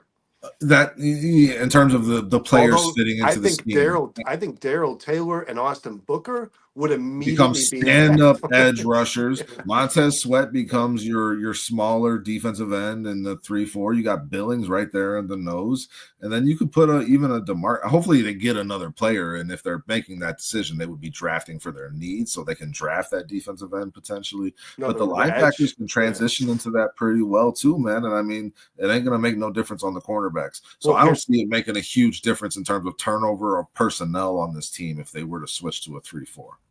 So let me ask you this. If you are going to switch to a 3, if you hire Mike Vrabel and first thing he says to you is, this defense is going to be a 3-4, it's my scheme. Do you give Vrabel a use for the edge position with the first round pick? No, you take the best player available. If that best player is a left tackle, you take that left tackle because Vrabel's going to need that to run the fucking football like he's going to want to do on offense. So, I mean, like either way, you're going to have options, which I like, but I think you take the best player. You don't necessarily pigeonhole yourself and saying, well, I got to take this type of position. I'm going to take the best player available. Do you think Vrabel would ask that of the Bears? I want a defensive player with your first round pick? I don't think I think he might give his preferences, but at the end of the day, I think the Bears need to know what he needs, and then Ryan Poles needs to make those decisions on. Vrabel ain't going to be in that booth with Poles making those decisions. No, he's not a personnel guy. And guys, Mike Vrabel has not been reported as like a Bill Belichick. He's not a personnel guy. His GM made his decisions for him. But I mean, I take the best player available. It's a very different scheme, so I'm curious if that's something that Vrabel would want to address. Chris Foster wants a defensive tackle in the first round. That'd be pretty interesting, man. I love that idea. I'm never mad at. I loved Byron Murphy this past year. I loved Jalen Carter. Jer'Zhan Newton has not been very good. He'll get better, I think. Jesus Lefty asked, "Would you want Ben Johnson if he wasn't the one calling the plays?" Though I don't think that that's even a possibility. I think Ben Johnson will be calling plays Yeah, but until nobody else is calling plays for Ben Johnson. eventually, hopefully, like he gets good enough to where he entrusts some people that he's developed in Well, his you know coaching he'll staff have that to get those lieutenant in play his. calling to as he moves up and throughout his career. What were you saying, Brandon? You know he'll have that like lieutenant in his right pocket. You know what I mean? The guy that Johnson is grooming to be an offensive coordinator, but will probably take over play calling at the like towards the Yeah, end of yeah. Like his if tenure. you're a good leader and a good delegator, you're gonna want to do that, and that's what a good head coach is. I just find it kind of funny that we're talking about like a Flores and a Ben Johnson. We got Aquaman, who's a Lions fan in here. He don't want Ben Johnson to go nowhere. He don't want Aaron Glenn to go nowhere. And we got Lefty in here who doesn't want Flores to go fucking anywhere. You know, it's like just pay these. Lefty said it earlier, pay him like a head coach so we can keep him. We're the guys that we're looking at are within our division, and these guys in here are fans of them. They don't want to see those guys go. You know, I just think that's kind of funny. I don't really have another point to make with that. In regards to the head coach thing, Dustin, I know Yeah, you. Dex I could know be you. the other defensive end in that for sure. I'm Fioris. I'm sorry I neglected to mention that. Sweat at one defensive end, Dex at the other, and then you draft that defensive tackle Chris Foster wants that fits a 3-4, big hulking fucking guy. That could be interesting for sure. Sorry. No, you're good, man. Go shoot. We need to sign the best left tackle or best D line in free agency, then take the top 5 pick. Yeah, one or the other. Yeah, that makes total sense. You know, just take care of 2 needs with that plan. I like that. Never draft in the first round for need. Just take the best player available because that player should be a superstar. Taking that high. That's what we were talking about earlier, Brandon. Right? When it comes to that pick, you're not thinking about need. You're gonna, even if you have a guy at that position, you're going to take the best player on your board. Chris Foster thinks we're getting Ben Johnson. Jesus thinks he's Lefty. Sorry, feels like he has the best shot of keeping their coordinator thanks to Flores' lawsuit against the NFL. that's a strong point. I don't think that's That's going a to strong affect point. Flores' opportunities. Yeah, Um, but that could be another thing they add on to the lawsuit. Him not getting opportunities because of his lawsuit. Ant Mass, what up, man? How you doing? Bear down, Hey, bud. Miss, what's going on, man? Dustin, I want to ask you a question. I Yeah, know man, go for it. you committed a lot of thought to it earlier, but rushed from what you told me. Let's talk about this Bill Belichick thing, man, because that is news. It was finalized today. Bill Yeah, Belichick's man. 5-year deal for $50 million with UNC and others. Tom Waddle today was talking about the possibility of Arch Manning transferring to UNC. I don't know if the Mannings and Belichick's are, well, there's like a family relation here. I don't, or maybe that Mannings just believe that's the guy you want your kid to play for Well, because maybe that's they just. believe Manning should be playing over Quinn Ewers' ass this whole time, Oh and no, they're over Texas. well, Yeah, Waddle said even Quinn because Ewers sucks, by the way. Ewers is Oh, talking about returning, and Waddle yeah. said even if he does, Manning, Manning's your guy. Arch, What are you start saying? Arch Manning. Yeah, But if what are they you talking? don't, they're going to lose them, and they might have already lost them. I mean, once you get a guy like Bill Belichick in college, a guy that is that respected, Oh, that is the going to win UNC is going to football be good games, within a year, dude. fuck. If Yeah, they were Dion can asking. do what he's done in Colorado, what is Bill Belichick going to do in North Carolina? They Give me a were break. asking on ESPN 1000. They were asking, "Will Bill Belichick have this team? Like, will What's up, this team Bruce? will this be a winning team, a playoff team within the 5-year tenure?" Very good I point was here, thinking to brother. myself, this could be a playoff team next year, dude. Yeah, no, it could be that quick. Yeah, generally, college it doesn't happen like Why that do because there's people, so much Dustin? more that goes into it in terms of your roster building. I want to talk about, and I want to hear you because I know you've always respected the hell out of the Patriots, that organization when they were winning championships. A lot of people hated on them, of course, like they do the Chiefs. When dynasties occur and they're not in your city, guys, you love to hate it, but you have to respect these people and these teams. Dustin, I know you're a fan of Bill Belichick, and I want Fucking to get. love him. Best coach in history. Best We're coach in gonna get, history. yeah, and a lot of people love to hate him, but we're gonna get into whether or not we're gonna talk about the Bears and their relationship to Bill Belichick and what's occurred over the last 24 hours. But I want to ask you this: why in the hell? I sent you a text earlier regarding the Lakers signing Phil Jackson. Why is Bill? What's going on there? But why is Bill, Mr. Bigglesworth of it? Why is Bill Belichick being so written off 2 years in a row by NFL executives, man? It's mind blowing. I think that Bill Belichick's team believed that he wouldn't get a head coaching job in the NFL this year if he didn't sign this UNC deal. His father played for UNC, guy, or no, his father coached UNC We know that guy, so it means a lot to him.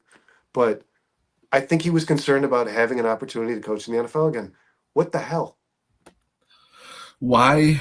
I think it comes down to insecurity, Brandon. I think it comes down to teams not being willing to bring a presence like that into their building because Bill Belichick is gonna want to control everything, and he has the cachet to say, "I want to control everything," and like you kind of just have to say, "Okay, man." If you hire him, you have to say, "Okay," because that's what he's done, and it's proven successful.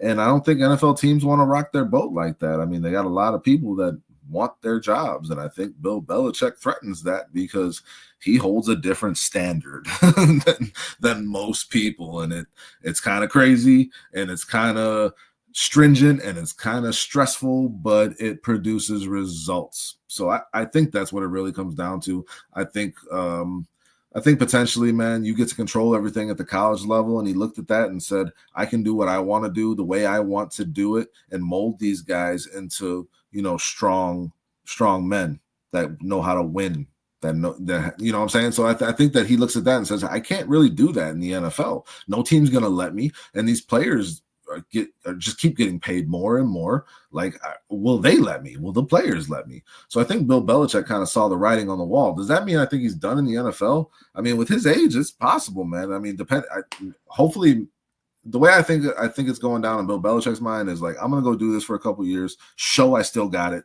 get those motherfuckers you're talking about, Brandon, to shut the fuck up about the NFL has passed me Bill by, and Belichick then come should back to the not have NFL. to do that, man. No, I Bill agree, Belichick but that's shouldn't like the have to. This society we isn't. live This in, isn't. bro. This isn't Josh McDaniels. He shouldn't have to go prove that he can do it by taking a job in college to get an opportunity to coach in the NFL. And I want to say this too, man. Chris Foster In says too old. Nobody wants a 2 to 3 year head coach. That regards to makes what you sense said too. about you know developing young men, Bill Belichick and Nick Saban are very close friends, and they're very similar coaches. They're very similar people. And Nick Saban had to retire from this. He loves this game, guys. He was still winning. He was still coaching championships. He left this game because the NIL and the transfer portal became too much. It's just too. Saban voiced himself very publicly. He was sick of it. It was. These Saban and guys. Belichick are You very good you could friends. you could lose 20 players in 1 year in the Yep. transfer portal, guys. I think they said last year at some point there was 2,600 players in the transfer portal, guys. 2,600 players. Like 3 years ago, that number was like 280. It's insane. So is Belichick going to have a problem with the guys that he wants to develop and mold into grown men just leaving his team for a school that can pay him more, like Alabama? Because let's be honest, guys, the NIL deal is not paid directly from the school, but the bigger the school is, the bigger the program is, the more money you're going to get in your NIL deal. And UNC, no, Belichick or not, you're not getting paid Um, listen, man.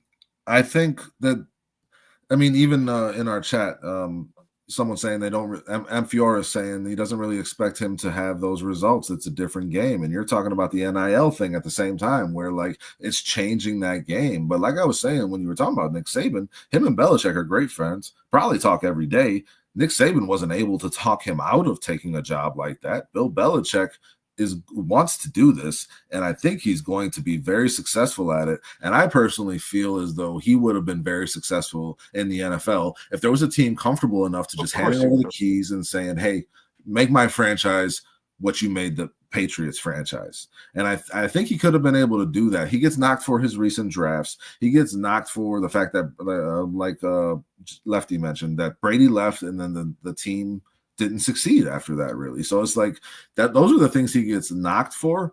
But I don't think that that's really what you judge this guy off of. I think you judge him off of everything throughout his entire resume, and it's a pretty damn good fucking resume, man. And he's a guy I would want coaching my I team. think, That's I all I think a want. lot. I think a lot of what weighs over Bill Belichick and the reason he didn't have a job opportunity is Robert Kraft. I think Robert Kraft had such a Robert Kraft bad, has sullied the fuck out of Bill Belichick's yeah, name. he Did you see that documentary destroyed, he did? That yeah, documentary he yeah, did? was egregious, man. Uh-huh.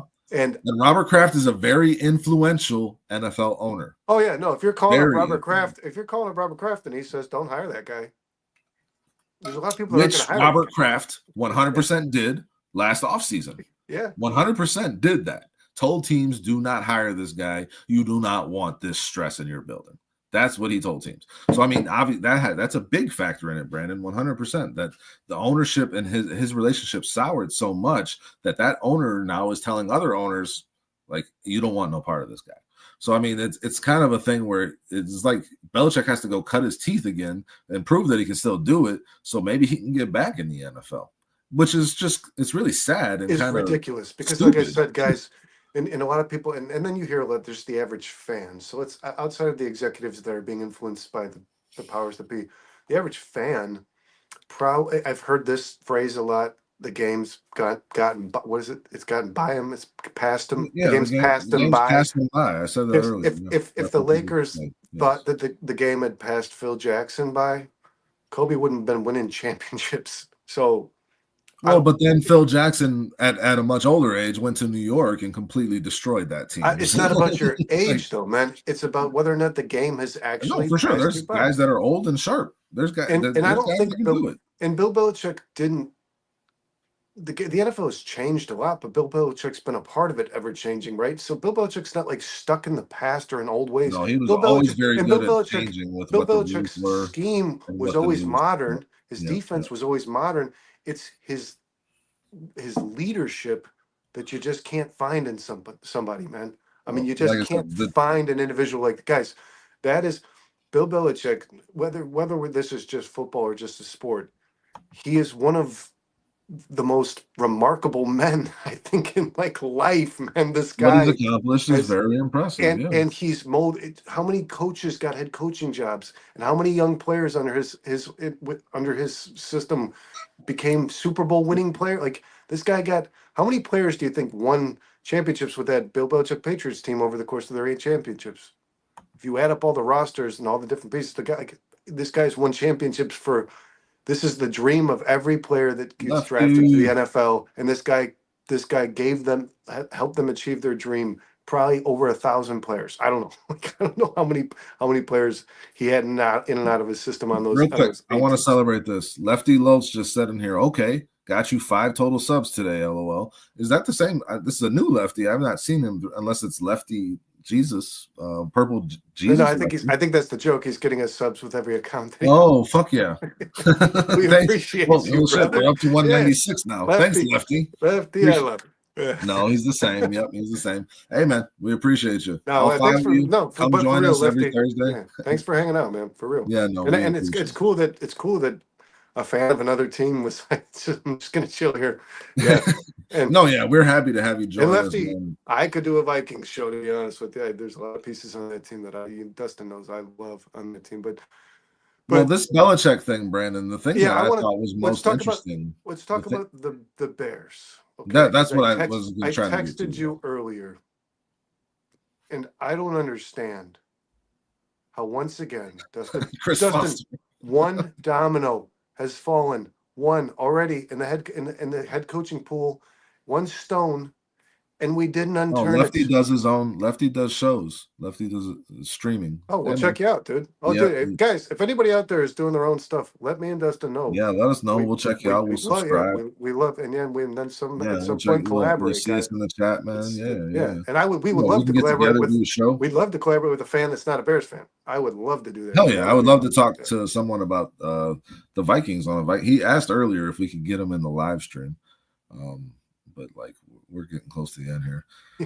Chris Foster does his own. We should. On every Bears chat daily. Yep, I see you, Chris Foster. And Chris Foster also said I have 5,000 Chris Foster accounts get banned 50 times a week.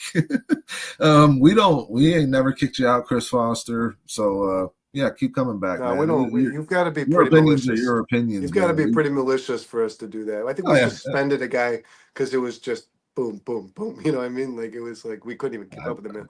But I don't remember doing that. Yeah, it was. I don't remember. He was just Tyson. It was a Tyson Bajan thing, man. And at some point, you said to him, "If you have something to present to a conversation, we're more than happy to talk to you, man. We implore. That's why we want people to come out." Oh, that was that was the first time we met Judah Tribe. If you're gonna just keep killing, if you're just gonna keep like hitting us with Bajent's the greatest player in the world, then we can't humor things like those. But he says once he posts his facts, stats, and he doesn't get banned, then he becomes nicer. Well, thanks for sticking with me, you've Chris been pretty Foster. nice with us, Chris Foster. Yeah, man, you're doing a I've good had job. no issue with you at all, man. But Dustin, yeah, let's talk about the fact that the Bears didn't even listen. I think that Bill Belichick is a guy that you interview just to interview. I firmly like.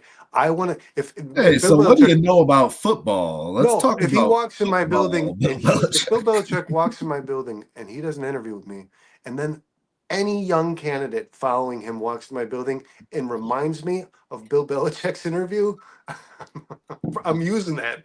Yeah, That's this way is for going to me, man. be my Yeah, template. This is my template to that's compare everyone else to. that's Yeah. that because as an interviewer, you know this guy's doing his job. So like I would have done that, but I also and I'm not saying you bring Bill in here to interview him and tell him to get the hell out of here. It's Bill Belichick. We're talking about we've been talking for weeks about stones unturned. This was the biggest stone, right? So could the Bears just not lift it? I mean, I don't understand, man. Like this, Justin. When the head coaching thing happened, when Flus got fired, what did me and you text immediately? The two candidates we liked the most were who and who Of this list? of all the head coaching candidates. When Flus was fired, me and you liked two people specifically. Who were they? Well, mine were Vrabel and Belichick. That's who it Yeah. was. That's I thought And to I put myself. Vrabel ahead of Belichick because of the age and Yeah, because I he's didn't young. expect Belichick to be the Bears head coach, Of really. course. And I'm thinking to myself, there's two guys who have been head coaches, but also successful, right? So you can say, well, Brian Flores was a head coach, but was he good? You know what I mean? Mike Vrabel and Bill Belichick were both former head coaches in the NFL, and they were both Who had successful. success? Those Pete should have Carroll's a been guy the you throw out top there two too. guys. Me and Dustin thought that not because we're innovative that should have immediately been the top two names on your list because it just makes the most sense. All good Two luck. guys who have done it well. Why would those not be your top two candidates? No, for sure. And I agree, man. At least get an interview, pick his brain. I mean, but it wasn't something he was going to wait on, obviously. He took this job in And North now it's being Carolina because he was reported trying to strike while the iron was hot. So, I mean, and like, now he's been reported that his camp he Zoom called his camp, and that's consists of Matt Patricia, Josh McDaniel, all these guys that have been with him life basically. Michael Lombardi, too. And Love me some Michael they Lombardi. said the Bears job is the job. This is the most interesting part of this whole story, and that was what I wanted to touch on. Yeah, like the fact that these Michael Lombardi knows an awful lot about fucking football. He wrote a whole book on football. And Bill Belichick obviously knows an awful lot about football. And I'm sure Nick Saban was even talked to about it, man, to be honest. Josh McDaniels, I don't really care. But like these are smart football people, and they all came to the conclusion together that the Bears would be the most attractive place to go to if you were looking for a head coaching job in the NFL. And I think that that's really exciting. And I think that means that other people are thinking that too. So when you talk about these candidates, whether it's a Ben Johnson or a Vrabel, if Bill Belichick's thinking that, Brandon, these guys are too. So that's what I find to be most exciting about all of this. Never expected Belichick to be here, but the reporting that's around it is kind of interesting when it comes to outside perspective on these Chicago Bears, because we have our inside perspective, Brandon, and we don't think as highly of the Bears sometimes because of what we see on a day-to-day No, and I basis was on the pissed. I was field and in pissed. Hallis Hall and all that. And I was pretty upset when I heard that Kevin Warren's pitch during his press conference, the first time we've heard this guy speak for months, was the most coveted job in it. Like, well, no, because your boss is kind of an asshole, man. So it's really not. But on top of that, man, if Nice, you have two teams that are going to be doing the Dustin. I firmly believe you at least have one team, but possibly two teams that are going to be resetting the GM, coach, and quarterback, and they're going to be the number 1 and 2 picks in the draft. So that's what the Bears are up against, and these guys are still telling Bill, "Nah, Caleb's over there, man." You got Caleb. They You have got the good answer. draft Yeah, capital. you don't You have to got worry good about your quarterback. cap It's taken care space. of. Yeah, You got a good future. You got good weapons over there. I You need think to I think rehaul I that think O line and that D line. Yeah. I think the Giants and Raiders are both going to fire their general managers and their head coaches, and they're going to start over at quarterback too. I think both those organizations. If you're a Ben Johnson, guys, I hate to say this to you, if you're a fan of Ben Johnson, those two teams should probably be more appealing to Ben Johnson than the Chicago Bears. I don't know about that, man. If Ryan Ben Poles Johnson sticks gets to see around, the Bears up close. Ben if Johnson gets Ryan to see Poles them more sticks up close than around, other people. So, it's possible that Ben Johnson wants to go to an organization that's likely going to hey, fire that Brandon, GM. we're on Twitter, right? Lefty's asking if we're on Twitter. Four Stars is on Twitter, right? It's guys, we're having this. We will be. We're working on it. It's having issues. We've made it a destination for our podcast. For some reason, Twitter's telling us there's some sort of complication here. I don't know. We're gonna figure it out. We are working on it. Twitter is obviously, I think, leading the reins when it comes to social media platforms, guys. And we want to be heard on every platform that we can. We love exposure. And we appreciate you asking about us, guys. We will be on every platform. We're going to be on very shortly, guys, too, because I've been doing my homework. We're going to be on Spotify as well. We're going to be on Spotify Well, very shortly as well. yeah, for sure. He's asking about hitting us up though in time, maybe like getting together, man. Honestly, you could just Leave an email in the chat, man. Yeah. You give us your email or I mean, we do have 4-star Chicago Sports at Gmail. You can also hit that up. 4-star Chicago Sports at Gmail. If you want to set something up, I'd love to talk. Maybe some off-season draft stuff or whatever. Or if the Vikings We're gonna start a mock draft soon, man. I'm excited about that. So yeah, no, we're trying to expand and get bigger. Obviously, we're pretty small and just starting out, so we appreciate those subs an awful lot. So whoever subbed today, besides Lefty, thank you, because he said he got 5, but we got one more. Well, not beside Lefty, you as well. No, yeah, for sure. Yeah, man, it's what were we talking about?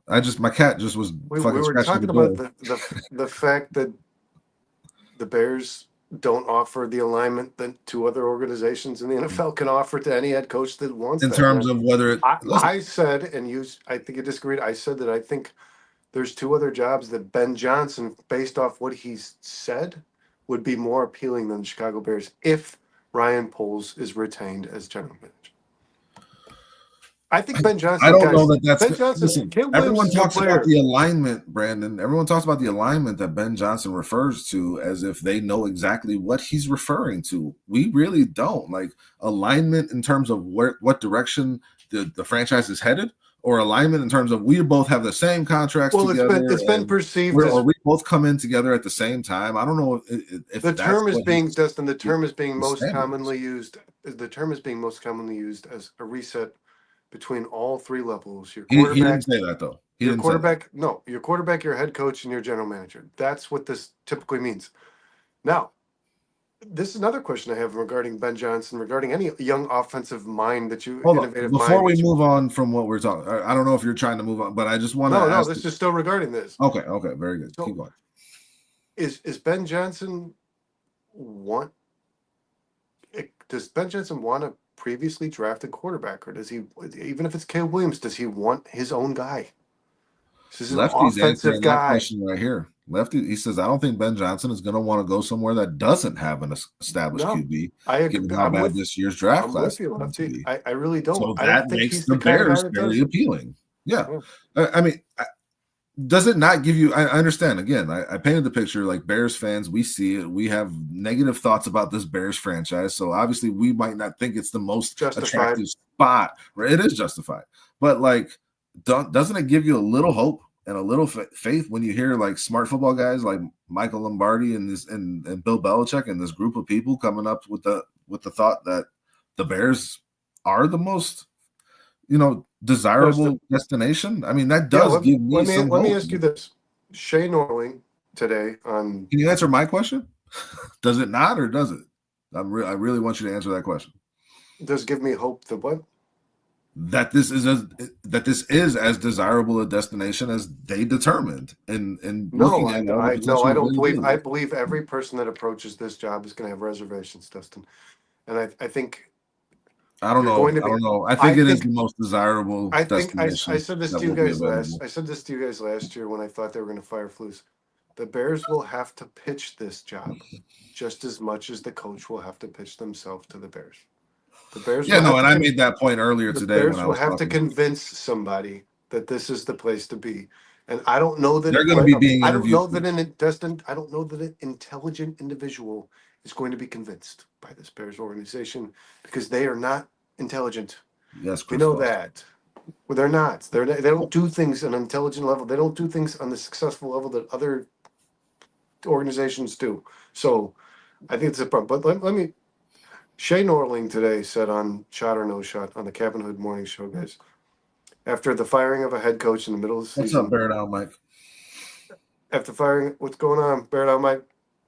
After the firing of a head coach in the middle of the season and giving the president the green light on spending whatever he needs to find his next head coach, or I should say the general manager, I guess. Are the Bears, it's George and this Bears organization actually changing their practices in order to create a winning organization, Dustin? Have you seen things we've seen things differently. They fired a head coach, right, in the middle of the year. Just, have you seen things that imply to you they're actually trying to be different in order to win? Different than what they have been? I mean, yeah, For the last 100 years, yeah. They've already broken some trends. I mean, again, that is encouraging as well. No, it's possible, man. It's possible. You hired these people in Kevin Warren and Ryan Poles to do a job to make your team a winning team, and you have to then entrust them to do the job. If you entrusted them to hire them to do the job, it's the only way it works, you know. So like, if George is kind of setting the direction of where they're looking at all, then that's a problem, because why did you hire these guys then if you don't trust them to go find the best guy? The direction should be Ryan Poles. 100%. If he's the guy that you're going to let be your GM, then you have to let him make the football operations decisions, and you have to live with those. You know, and that's the only way it works. It doesn't work any other way. We found that out. When the Bears organization is using the GPS, it should be Ryan Poles' voice. It's telling you to turn right or left, right? I mean, that's how sports works, guys. And the Bears just can't seem to wrap their. George McCaskey is very comparable to Jerry Jones. People don't do this a lot, but I do it all the time. He has his hands in everybody's pockets, and there's not a lot of owners in the NFL, guys, that like try to dominate every aspect of their organization. Brandon, do you think they're changing that?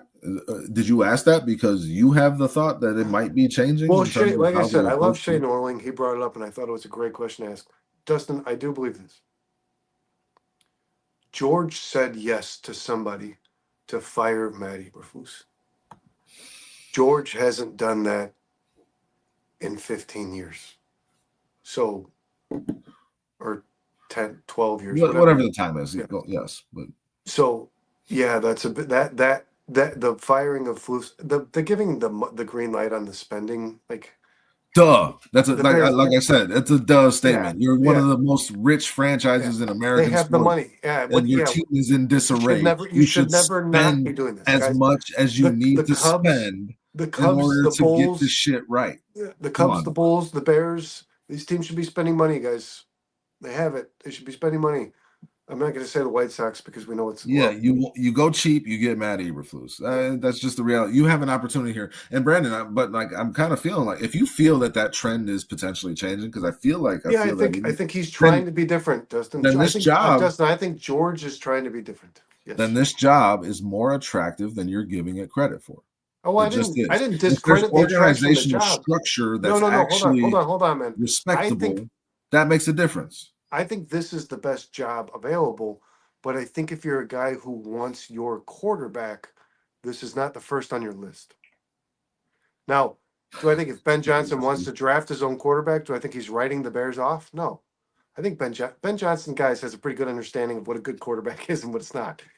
I think he thinks Caleb Williams is a good player. Ben Johnson talked to Caleb Williams after the Bears game. He literally brought him in just like Kevin O'Connell and exchanged words for a few minutes. And they're probably saying like, hey, if ever you're not happy, bro, you know what I mean, Dustin? These coaches of our NFC North competitors are probably like, just get the hell over here, man, when you're done with that bullshit. What up, Shorty? How you doing? Thanks for joining us, Bears Country Productions. What's going on, Shorty? This comment I find funny because I remember when the Bears went the 90s without a real GM to save money and ruin the team. They took forever, but they take forever, but they also catch up. 15 to 20 years later, Bears seem to act like an early 2000 NFL team now. And I just picture in my head like kids in Africa wearing like old shirts from the 90s and shit. of the wrong team.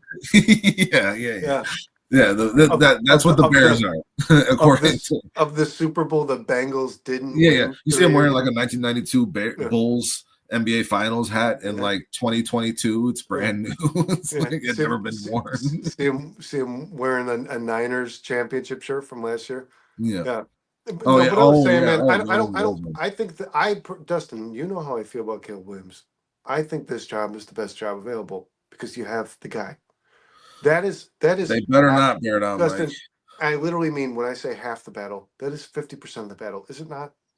The quarterback is so That's hard why you to had to get take them right. and fuck the hall. Yeah. It's not just important. It's the hardest thing to get right, isn't it? It's as a Buffalo Bears Bills fan, Super Bowl guys. championship As a T-shirt. Bears fan, I view it as almost improbable. Honestly, getting the quarterback position correct. And to what was it left? Who said earlier, Dustin? Which I haven't really heard anybody say. The guy the guy at least got the quarterback right, and Ryan Pace didn't. Right? Ryan Poles got the quarterback right, and Ryan Pace didn't. Uh huh. Oh, but Yeah. No, that was But I who think was if you're a mentioned Ben that. Johnson, if you're a young offensive innovative mind and you want I think but dude, Ben Johnson carries an arrogance to me, Dustin. Shorty. I think this. He refused the head coach interviews last year, and I respect his loyalty. But I think if they don't win a Super Bowl this year, he's gone anyways. But I think this.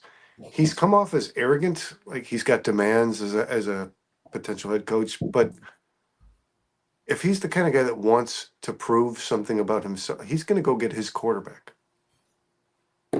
So I don't know that in regards to Ben Johnson, I don't know that the Bears' position is the most appealing.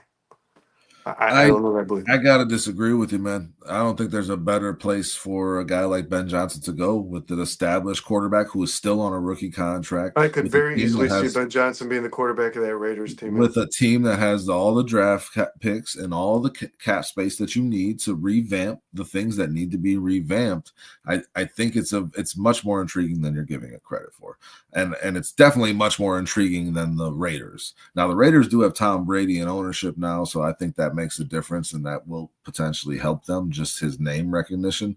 But I think the Bears are definitely in the catbird seat when it comes to getting these head coaches to come to their building and sit down with them. And I think they're going to get a lot of interviews with the biggest names in terms of the head coaches. And I think they should. And I just hope they can pick the right fucking guy because they have not done it before. But if what Bear Down Mike said earlier in the chat is accurate, they hire somebody we've never heard of, that'll just be insane to me. Asinine, completely off the wall, ridiculous, and it would be so Bearsy to do that. Ant-Man says, fuck Green Bay. Amphioris still in here hanging with us, man. Aquaman, I think my Lions won't win this Super Bowl, but will compete in it. I do think the Lions will win the next Super Bowl. Okay. I don't know. I like this Lions team a lot, man, to be quite honest. I think they have the Dustin, chance to finish as the best team in the NFL. let me pitch this to you, okay? You're a head coach. You're a candidate looking for a head coaching job in the NFL. Well touted too. So like you have some leverage. I don't mean like you're a desperate Actually, guy. just the Bears of the AFC.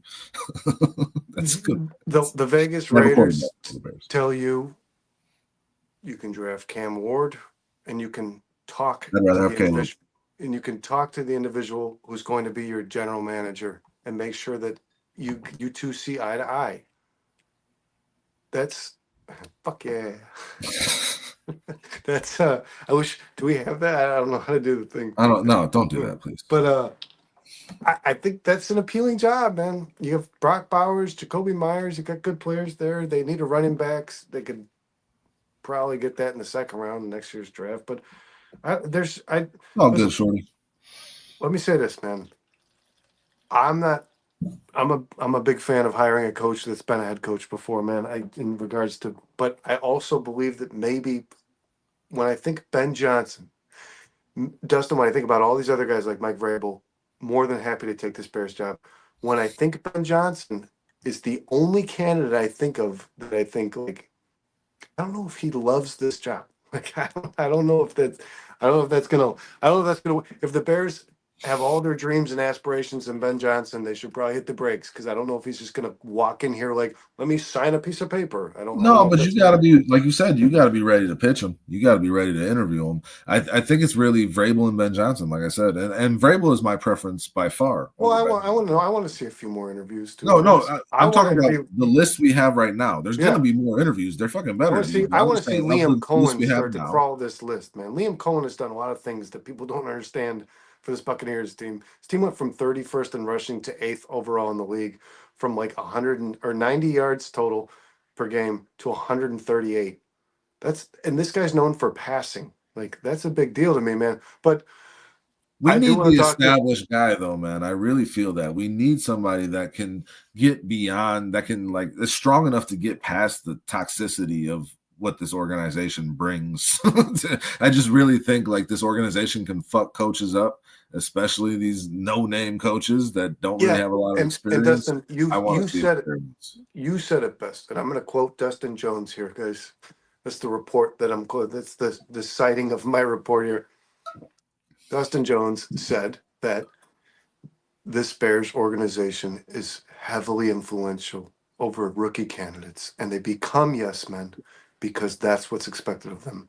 If you bring a Mike Vrabel in this building who knows who the fuck he is and knows what he expects, he's not going to come in here and conform to what the Bears want him to be. He's going to be who the hell Mike Vrabel already That's is, why I right? want Mike Vrabel, Yeah. because I want a coach Because that's going to do it their way. At the end of the day, that's what I want. And Bear Down Mike is asking if you would trade picks for a head coach, one of these established guys. You brought up Kyle Shanahan earlier, Stefanski in Cleveland. I mean, one of these guys for that are Kyle established. Shanahan, absolutely. For Stefanski, no. Really, I mean, Yeah, guys, Stefanski could end up on the open market. Sean Payton cost a first and a second round pick, and in return, I think the Broncos acquired a third, right? Or no, the Saints acquired a third. Or Okay, no, the Broncos. I So don't have I the don't have the Saints third in acquired front a of me. first and second round pick, and the Broncos acquired Sean Payton and a third. Look at the Broncos now, guys. Look at the Broncos now. Was it worth the first and second pick? I mean, it's all about winning. It's all about winning. But Yeah, the Broncos Dustin, they're also, winning. They're winning yeah, football yeah, games, that's and my point, they Brandon. look good. I'm Yeah, adding sorry, on go to ahead. your point. I'm adding on to your point. But at the end of the day, they also had a couple rough years with that Russell Wilson contract and the picks they did trade where they didn't have a lot to rebuild their. So it took a little longer, but they understood that. They understood And that the was reason they moved on from Russell Wilson is because their coach that they traded for had a direction. He knew what he wanted. You know what I mean, Dustin? Sean Payton's the reason Russell Wilson's not on the Broncos anymore, guys. Remember, Russell Wilson was on the Broncos. Sean Payton went to the Broncos. Russell Wilson's not on the Broncos. Sean Payton has a vision, guys. He's a head coach who has, Dustin, as Dustin already stated with Vrabel, an established culture. He brings you an identity. He is the identity. Sean Payton did that for the Broncos. So I'll ask you, Dustin, was it worth it? The first and second round pick to get Sean Payton and the third round pick. Did the Broncos make the right choice? I mean, to me, it's like Can worth the it Broncos win a championship with Bo yeah, Nix and that and Sean worth it Payton? comes down to like, do you get to a Super Bowl? That's what worth it comes down. I Can mean, they? listen, Sean Payton they've and changed Bo the Nix? direction of that team, and they're performing well. So I like what the Broncos are doing, and Sean Payton is the reason why, like you're saying. So they knew what they wanted, and they went and got it. And you can't fault a team for doing that. And anything is worth what you're willing to pay for it at the end of the day. So I mean, they were willing to pay for it, and these are the results they're getting. And we'll see if those results get better. If the Bears were to do it, I don't know that I'd hate it. It would depend on who that person And was, guys, to be quite honest. Kyle Shanahan if you traded for Kyle Shanahan, let's say you spent 2 first round picks, I think this would take probably 2 first round picks. You get Kyle Shanahan here. Take it easy, Aquaman. The Appreciate you. Bears, thanks, Aquaman. The Bears are gonna win. If you trade for Kyle Shanahan, if the Niners said yes, if they put the stamp of approval on it, you're gonna win. Kyle Yeah. Shanahan's gonna win. Yes. What's gonna happen? So Mhm. if the Niners say your next 2 first round picks, you say fucking yes, and you win. That's what you do. For sure. You just stacked up this team with a couple of first round picks and one draft. I mean, but there's still a lot of needs for this team, though. So it's like balancing those two things. Listen, if you feel like it's that thing that puts you over the top, you go for it for sure. And if you think Kyle Shanahan is that guy, you go for it. I think Kyle Shanahan is that guy. He's going, like you said, he's going to win wherever he goes. Shorty says, let's face it, guys, no matter how you break it down, the McCaskies are still the assholes doing all the hiring. They're going to sign off on it. And we talked about that earlier, Shorty. I mean, and sure, we talked about whether or not they've changed. Whether or not that trend might be breaking with them actually okaying the firing of a head coach middle of the season. The reports coming out that Warren and Poles will have the green light in terms of spending to get that next coaching staff. So, I mean, like, you're hoping that will change, non-Georgie but you're not counting on it. I agree with you, Shorty. Very non-Georgie things, though. Some things have occurred this season, guys, that aren't reflective of who George McCaskey has been in his past. Dustin, I want to get to one more thing before we hang this up. Yeah, it was a report that I looked desperately for and I couldn't find. I think it was Jeff Miller on Tom Waddle's show was talking about that somebody did a report. God, I wish I had a citation, but somebody did a report about the last 7 years. This is the report. The last 7 years, each city, okay, guys, not football team, each city collectively, sports teams, playoff wins over the last 7 years. Oh, God. There are teams. Boston, I think, is like 122 or something. And then, like, the Bay Area is like 79. There's cities like who, I forget which city. There's a few cities that have 3 teams. We have 4, guys. We have the White Sox, the Cubs, the Bulls, the Bears. There's cities with 3 teams that have like 72 wins. Dustin, how many wins in the last 7 years do the Bears have in the playoffs collectively? The Chicago team. Chicago team collectively. And I'm you counting the Sky? I'm going to say this, guys. Are you counting the Sky? No, just the 4 major teams in this city. And I'm gonna be honest, guys. This is not my material. It's 0, isn't it? Or did the White Sox win a play? The White Sox won some playoff games. It's 4. It's the White Sox, and the White Sox have won 2 of them. Yeah. The Blackhawks won 1, and what the hell was that? Bunch of balloons. But the Blackhawks and the Bulls each won 1, and the White Sox won 2, man. Mm-hmm. And so this is not good enough, guys. My guess was 0. And if George doesn't want to be a part of that statistic, he's going to have to do things differently. When firing head coaches in the middle of seasons, if that's your start, if that's what kicks it off, man, and then giving a green light on spending money, because that's not a Bears thing.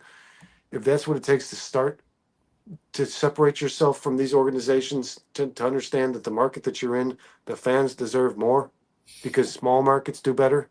Like, this needs to change. This is a lot to unpack, man. It's not a thing you end the show with because there's so much that goes into these franchises. That number shocked it, didn't it? No, these franchises not putting back in what the fan base and what the city gives them. That's just we don't get back what we give, just like in politics, just like in our work careers, whatever those things are. Friendship with you.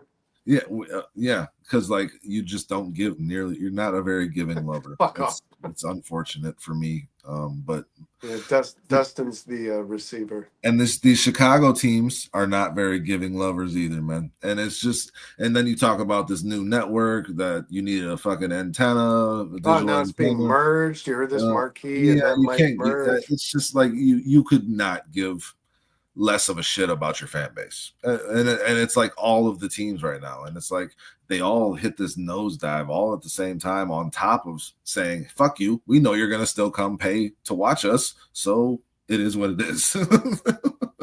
It's crazy. And I'm gonna tell you this before I start doing this podcasting thing, man. I once the Bears were, I Shorty wishes we still had Nagy. I stopped watching once it got this bad. I used to just quit on it.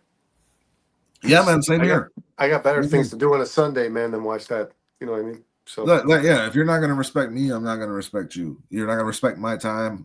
I'm not going to respect your time. It's just the way I approach shit, man. And I have said I'm done with this shit on a couple occasions. The Bulls, I haven't watched a Bulls game. I have not watched a single Bulls game. I have not gone out of my way to find the Bulls. I am not going to. I got a lot of fucking platforms, man. You can't find your way to get on one of them because you don't give a fuck. I'm not doing the fire broken Amazon Fire Stick, the jailbroken fires. I'm not doing it. I'm not going to Best Buy to buy a digital antenna to watch the fucking Bulls. Go fuck yourself. I've been watching the Bulls on TV since I was 5 years old, and I could just I just knew Channel 9, and I could just go do that, and it was blurry and shitty, but at least I could watch them. At least I could watch them since I was 5 years old. So it's like, you want to do that? Go fuck yourself. I'll take the blurry and shitty all day. Yeah. At least I could see it. Over my personal boycott. So I mean, like, yeah, and it sucks because I really want to see this kid play, man. I really want to see this rook play. Modest Bazelis is a good player, man. I want to watch this kid play. The Bulls have a good player again. Lefty says, dude, LOL. When the Vikings are awful, I give my tickets away and do other shit on Sundays. I love the Vikings, but I'm not spending $11 a beer to watch a garbage football game. I'm with you, Lefty, but when you're doing these podcasts, you got to stay well informed. It's so not for having I mean, Dustin and myself watched the game with Sean and Kyle on Sunday. Lefty says he does his own thing too. I don't know what the content is. As bad as it got, we stuck through it, and it sucked. Every minute of it sucked, man. I'm glad I got to watch the Niners game with friends. Because that was fun. Watching that at home on my couch alone would have been depressing. That's why I said that, yeah. Shorty says, if not for having a freaking Bears podcast, I would have stopped watching by now. Absolutely. Blackhawks already fired their coach. I'm out for the rest of the year. So are the Blackhawks. He should have been fired though. I mean, that was like they shouldn't have. He's the Matt Eberflus. He shouldn't have been here. Lefty's channel is all video games and shit talking. All right, awesome. Definitely not a big video gamer. I mean, I like Madden.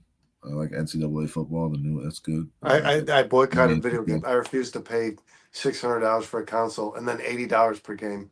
I was born in '86, Chris Foster. So yeah, I just missed that '85 Bears team. But don't worry, I've heard enough about it to last me a fucking lifetime. I'm sick of hearing about it. I want to see a new Bears team that's actually fucking successful that I can talk about, and my kids get sick of hearing me talk about them. I'm over the '85 shit. I don't want to hear it. I can't wait to. And I don't want to hear the name. Hopefully, Caleb Williams, if he does one thing, Brandon, he eliminates Sid Luckman from being fucking talked about for the rest of Bears history. When you talk about the last quarterback to do this was Sid Luckman. Hopefully Caleb Williams replaces that name. I think I never have to fucking hear that. I think he already has. Yes. Well, no, there's a little more ways to go. The bar was pretty low, but yeah. Sick of hearing about Sid Luckman. Sick of hearing about the '85 Bears. Love the history, but fuck off. Like I want to see something happen in the present that's worth rooting for. $13 a beer at a Bears game, Lefty. I love football. I love watching the Bears. If they suck, I still watch. Yeah, so do I. And I'll act like I'm not going to, and then I'll just fucking hate watch it. I do not, man. Last year, I did not watch and they were winning at the end of last season, but I already knew the season was over. I did not watch the last 6 games of the season, dude. PC for the win. I highlighted that shit. I went on the YouTube does that little. They show you every play that's not like a negative 1 yard run. You know what I mean? Yeah, the highlights. Yeah, but they but you get to watch pretty much. You watch the game in 99% of the game. 17 minutes. You're watching the relevance. You know what I mean? I was doing that. I was like, I am not gonna sit there for 3 hours on I don't have the luxury, man. I got a lot of stuff to do here at home. So yeah. But now that I'm doing this, guys, I am trying to stay well informed. I'm watching the press conferences. But thanks for sharing that depressing ass stat about Chicago teams, Brandon.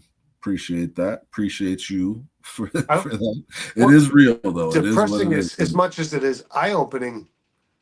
I would have said more than 4 if you asked me off the top of my head. That's insane. It's insane.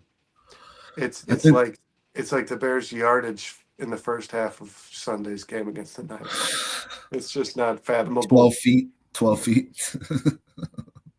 Dustin, I think we've beat this up. Yeah, I think we need give a shout out man. to 2 sponsors. River Street Tavern.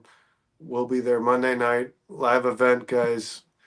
If you're anywhere in the area, if you're in Canada and you're in the area, swing. Come on, Dustin, give me a fucking laugh, you piece of shit. I'm busy looking for this. So if you're in Canada, come on by. Oh, something happened to Dustin. He's all of a sudden been removed from the podcast. There's your fucking laugh, Brandon. Jesus Bears versus Christ. Vikings. Dollar off draft Keeping beer. up with the douches. Oh, we have fun here. Yeah, thanks. Bruce is gonna be there. Bruce guys, is gonna be there. Yeah, Bruce is gonna be. Guys, go check. Come meet us, guys. Come shake our hands. Come talk some Bears. Oh, Chris is asking what's our score for Monday Night Football. We should probably do that. We usually do that. What's our score? Go ahead. Oh, I fuck it. Vikings 27, Bears 23. It'll be another interesting close game. We'll see how it goes. Bears are going to lose, though. I'm going to go Vikings 31, Bears 17. Oh, that's similar to. I'm going to say the 17 points are scored in the fourth quarter. That's similar to Chris Foster's score. Chris Foster has 34-13. Lefty has 34-20 for the Vikings. Oh, that'll be an interesting game. Lefty, and Fioris has the same score. Vikings 34. Lefty, let me say this, man. Vikings is like a powerful word. Ant Mass for the win. Ant Mass for the win. 24-17 Bears. Wow, Ant Mass. Ant Mass. Lefty, Vikings it's a powerful term.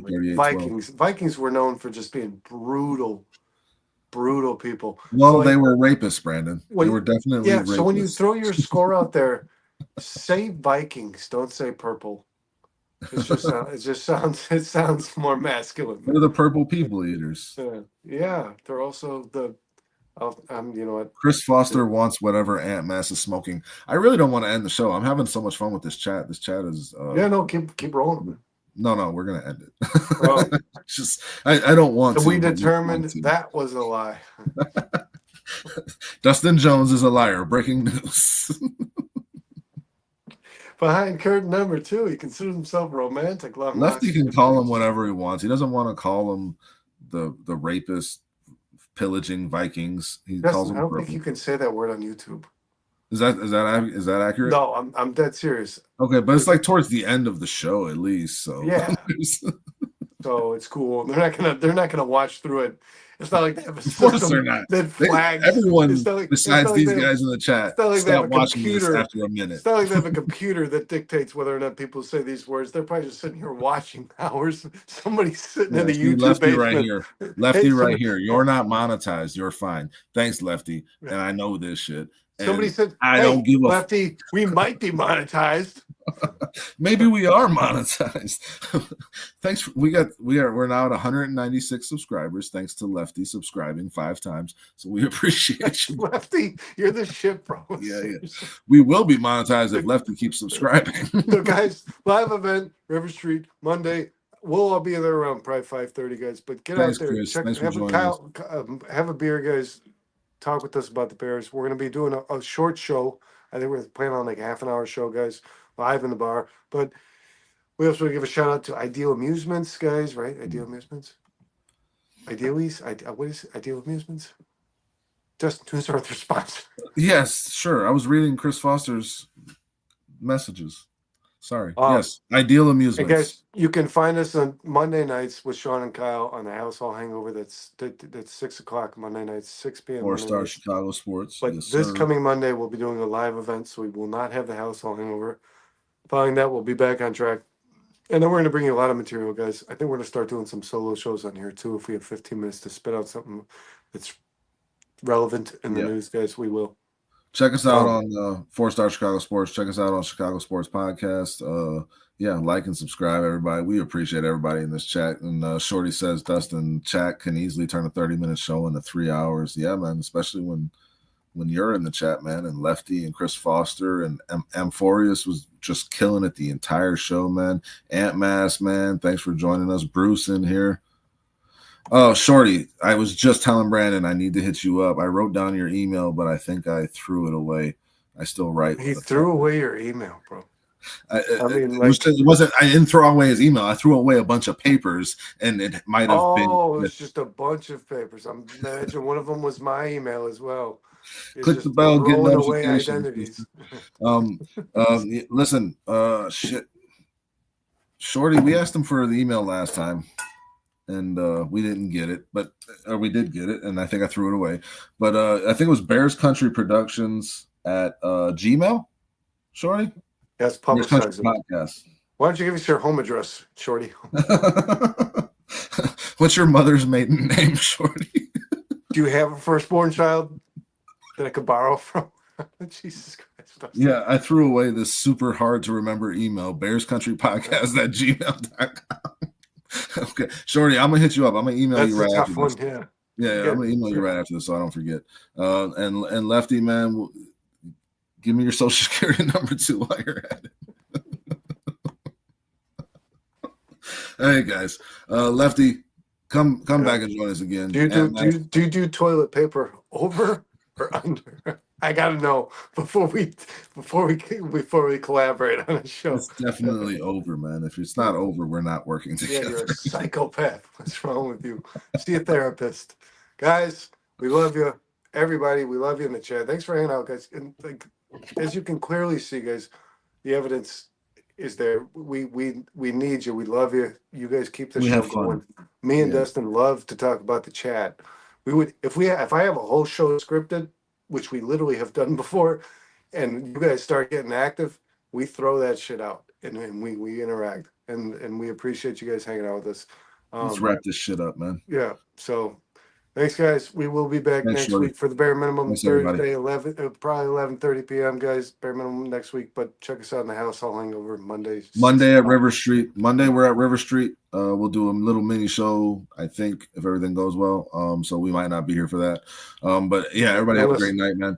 Go Bears. Hopefully they pull out a win. Peace out. Bear down. Bear down. Dustin, I'll throw your email away.